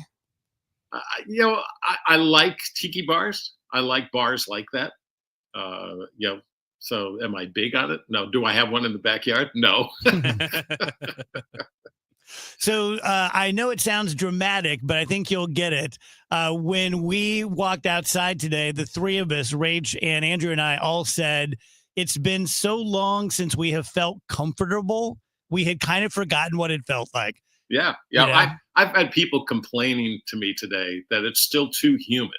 It's 73 degrees outside at a dew point of 65. Get over it. Yeah, we're okay. just get over it. Yeah, at some point, just stop it. I mean, we're fine. Yeah. We're fine. It's really going to be wonderful, just wonderful weather coming up the next several days. Friday, Saturday, Sunday, Monday. I think we can get Tuesday, probably get close to 90 come Wednesday of next week. But you don't care. You'll be in Florida. That's right. Be hot and humid down there. Mm-hmm. I care.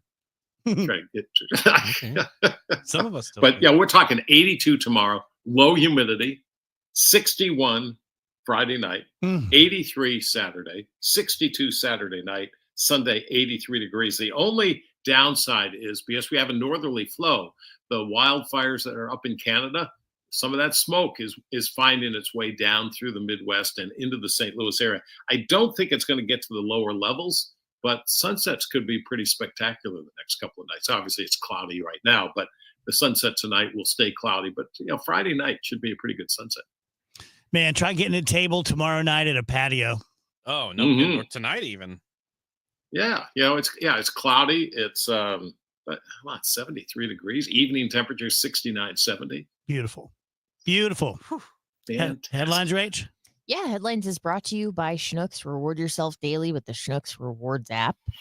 A woman with a wild bat in her mouth was hit with crippling medical bills despite the fact that she had insurance. Wait. That's what the headline says. Woman with wild bat in her mouth. That you're going to say, and despite the fact she had a bat in her mouth. Massachusetts resident encountered a wild bat that landed on her face while she was photographing the night sky.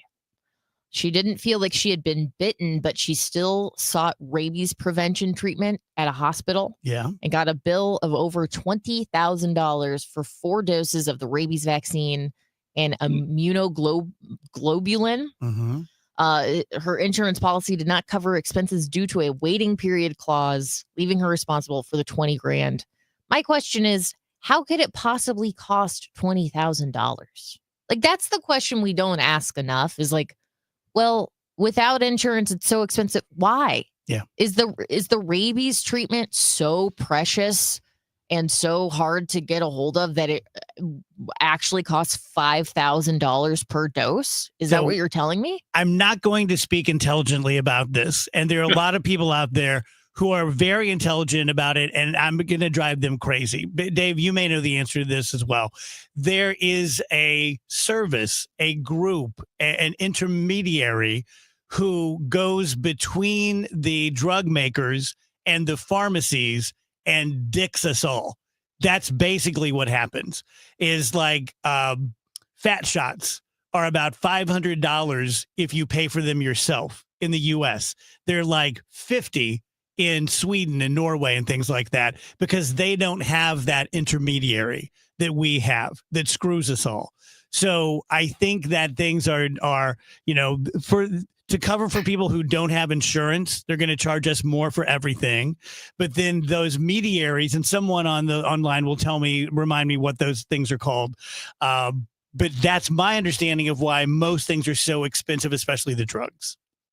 But yeah, $20,000. Like, you have to think about it. Well, what if we didn't have insurance? What if this were just the old days? And like, I think my mom and dad paid $1,000 for me to be born in 1964 or something like that. So you're saying that if you got bit by a rabid bat, you're just out of luck? Mm-hmm. Like, people can't afford $20,000 out of their pockets. No, that will kill you. Yeah. Rabies kill you. Mm-hmm. No, I just Googled it. It said pre-exposure vaccines, $800 to $1,300 for the full course. For post-exposure, $2,500 to $7,000. It's not 20 grand, but yeah, makes you think, well, what's going on there? Yeah. The NASA Crew 11 SpaceX launch was abruptly canceled a minute before liftoff due to weather conditions. Right at 1 minute. A cumulus cloud came right over the launch site. That's enough to do it, huh? That's enough to do it. Could be some lightning in there. I mean, it wasn't just a fluffy, puffy cumulus cloud. It could have had some lightning in Kinda it. mean. And they have very strict codes when it comes to weather. High Noon is recalling some vodka seltzers mislabeled as Celsius energy drinks. Uh-oh. Seems like a pretty big deal. mix yeah. up. We all shared a Celsius earlier. Do you think perhaps? And we are drunk. I think perhaps we were. We should go home. Poisoned. I think we should go home. Yeah, we fell victim to the drunken Celsius. I would feel terrible. So my son Nick is sober. Very proud of him. Not had a drink in 3 years. If someone like that who's sober and being very vigilant about it gets alcohol by mistake, how dare you? Mhm. That's terrible. Yeah. Or people who are allergic to alcohol. There's a lot of those people, or have some kind of intolerance to it. Yeah. Yeah. A teen was burned after stepping in thermal crust while hiking in Yellowstone. This happened to a 17-year-old hiking near Old Faithful. The teen's foot broke through the thin crust, exposing it to extremely hot liquid and steam. Emergency medical staff responded, transported the patient to a hospital for further treatment. The National Park Service is investigating the incident. This is the first known thermal injury at the park this year. But officials are emphasizing the importance of staying on marked trails in thermal areas to prevent this kind of accidents. That's the big thing, right? Where was this guy when he did that? Yeah, that's what I want to know. Couple of Kamala Harris stories for you guys. She's out with a book in September. It's called 107 Days. That's the length of her abbreviated presidential campaign. It'll be published by Simon & Schuster on September 23rd. What are you guys, just don't think about it too much. Just what are your thoughts and feelings about Kamala? I don't really care about her much at all. I don't think about her ever. I kind of agree. Does not cross the mind. She's recently turned down running for governor, which leads a lot of people to think that means she's running for president again, which I think is, I mean, not a mistake on her part, but a mistake of if the Democrats embrace her, a mistake if the Democrats go like, yes, we still think you're the future, even though you ate poop in a historical fashion on the national election stage. We still the only way to eat poop. We still think you are we still think you're the hope and the light and the truth in the future, and I think that's a huge mistake. Yeah, the word out here is that there was no money. People were not donating any money to her campaign at all. Hey, if she can get an actual percentage of folks to vote for her, but that was kind of the problem last year, was that she wasn't elected. We didn't say yep, this is our candidate. She was just given to us. Yeah. I think that's a huge thing that people don't talk about. And then you scratch your head and you wonder why she didn't win. Kamala didn't necessarily do anything wrong. She just wasn't the chosen candidate. I think that we're so the frogs in the boiling water that we didn't really clock how weird that was. The fact that Joe Biden, whether it was Ambien or old age or tired from traveling, whatever it was, he wasn't there. We all remember when he had that stammering, stuttering response and then said, we finally beat Medicare. We're like, oh my God, what is happening? And then he should drop out. Then he does drop out. That was so much weirder than we give it credit for. And to your point, Rach, I remember at the time, David Axelrod was saying, we should have a primary. We should have a primary. And everyone's like, it's fine. She's our person. They should have had a primary. Mm-hmm. He was right. I mean, how many people, I remember Rachel mentioning this, how many people like her and us felt like it's one of the big problems with Kamala is that we didn't choose her. And I think that did not work in her favor. Yeah. It did not. Well, Donald Trump was overwhelmingly chosen by the Republican Party. That's who the Republican Party wanted to run. You should run people who the people embrace. we embraced Kamala when Joe stepped down because everyone was so relieved. Yeah. But her polling in 2020 was horrendous. It was Less bad. than 1%. So, I mean, I don't know why it was such like a shock to folks. Speaking of Kamala Harris, she has set her first post-election interview. It's actually tonight on The Late Show with Stephen Colbert. Yeah, well, that'll be watched. Yep. So probably learn a lot. check it out, folks. I just dread all the fake. Oh, I'm not even thinking about that, Stephen. Like those things drive me crazy. Yeah. You know what? I really haven't thought about losing the presidency. Like Newsom and Buttigieg and all those guys. You'll get my vote if you just go, yeah, of course I'm going to run. What do you think I'm not going to run? Yeah, I'm running. Okay, let's do one more story here for headlines. St. Louis Union Station is unveiling 3 new rides, and they will open on Thursday, August 28th. It's all part of a multi-million-dollar makeover at Union Station. Here are the rides. The Wave Swinger. It's a classic swing ride that takes guests on a trip back in time to the 1904 St. Louis World's Fair. Let's see. The Flying Louie is a pirate ship themed ride that swings in an arc high above the park, reaching a height of 42 feet and giving riders amazing views of St. Louis. And the Locomotion is a train themed mini spinning coaster that reaches a height of 22 feet and delivers twists and turns of fun for the whole family. I wish I liked rides. I mean, those all sound pretty fun. I'm happy that Union Station is going to add that to all the fun stuff they have going on now. I'm a punk. What do you mean? About rides. I'm afraid of them. Yeah. We got to get you on the Ferris wheel. You'll have a good time. Even the Yiddle wins. Wheel's good. Thank you, Dave. Enjoy your time off, Dave. Thank you, Dave.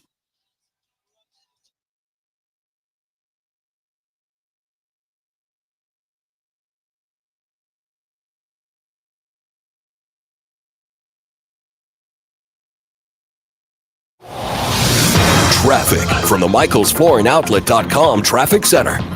Well, we still have issues in Metro East with roadwork and accidents. This traffic reports the service of Eamon Gantner Capriano. It looks like there's still restrictions on 143 west of Bender between there and Moreland Road. There's been restrictions for over an hour now because of a serious injury crash. Any of the roadwork delays is backed up the whole way. Eastbound 64 from 157 to 159. Westbound west of 158, almost a 50 is slow coming the other way. Northbound 170, Natural Bridge is 70, heavy. There's also a slowdown from Olive up to Page. Looks like maybe an incident there. South 170 just off the pace of the Parkway. Westbound 64 Science Center through McCausland. West of Lindbergh to Bowles, a little busy at the Boone Bridge, and then 364 out to 70. Westbound Highway 70, west of Lake St. Louis, are approaching A to Z, the slowest part. Southbound 270, busy from Page all the way down to Manchester. It actually backs up both sides of Olive. North 270 Dorset, midway up to 70. The right lanes are slow. Southbound 55 Arsenal Bates, it looks like there's a slowdown. South of Butler Hill, approaching Merrimack Bottom, and approaching Highway Z down to McNutt after that. Also, Manchester at Barry wrapping up an earlier crash.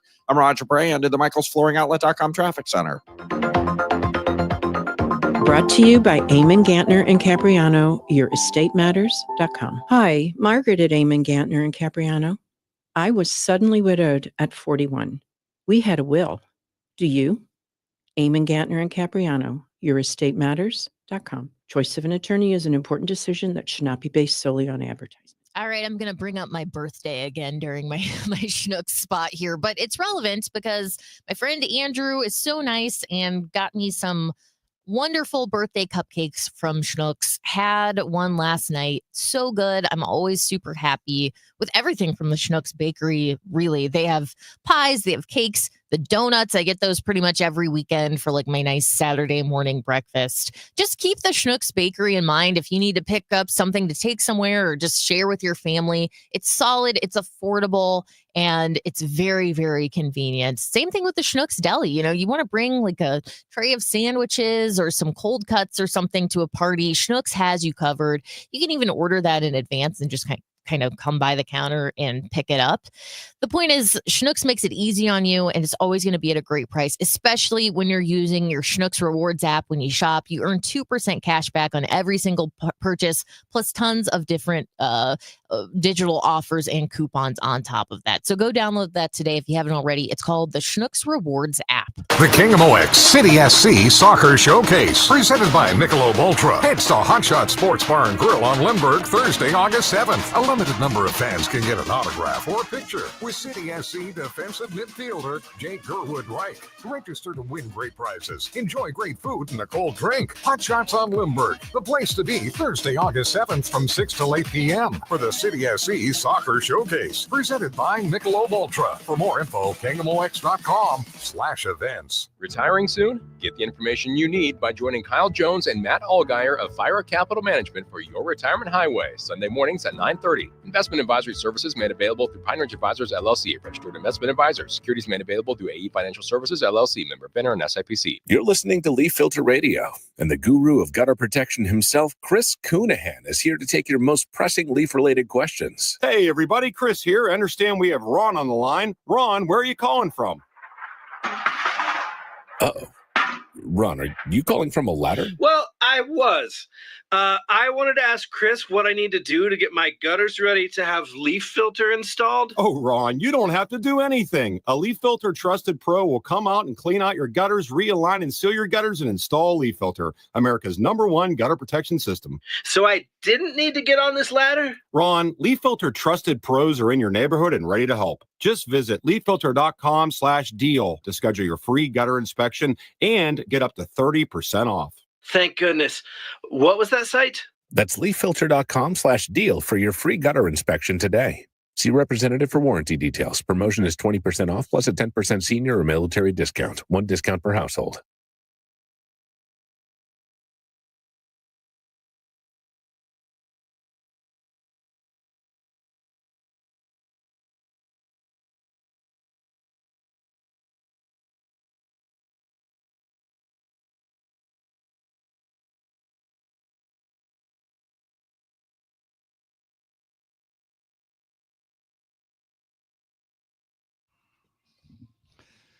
Welcome back, DGS on KMOX. Rach just said one of the funniest things I've ever heard, and I cannot touch it with a 10-foot pole. My desk is covered in spittle. I started laughing so hard. Yeah, that's not fair. My best material is off the air. Yeah, it's always on the cutting room floor. So I have lost a listener. Oh, no. For maybe the dumbest reason yet. I received a goodbye email, and it was very long and very detailed. And here's what it's about.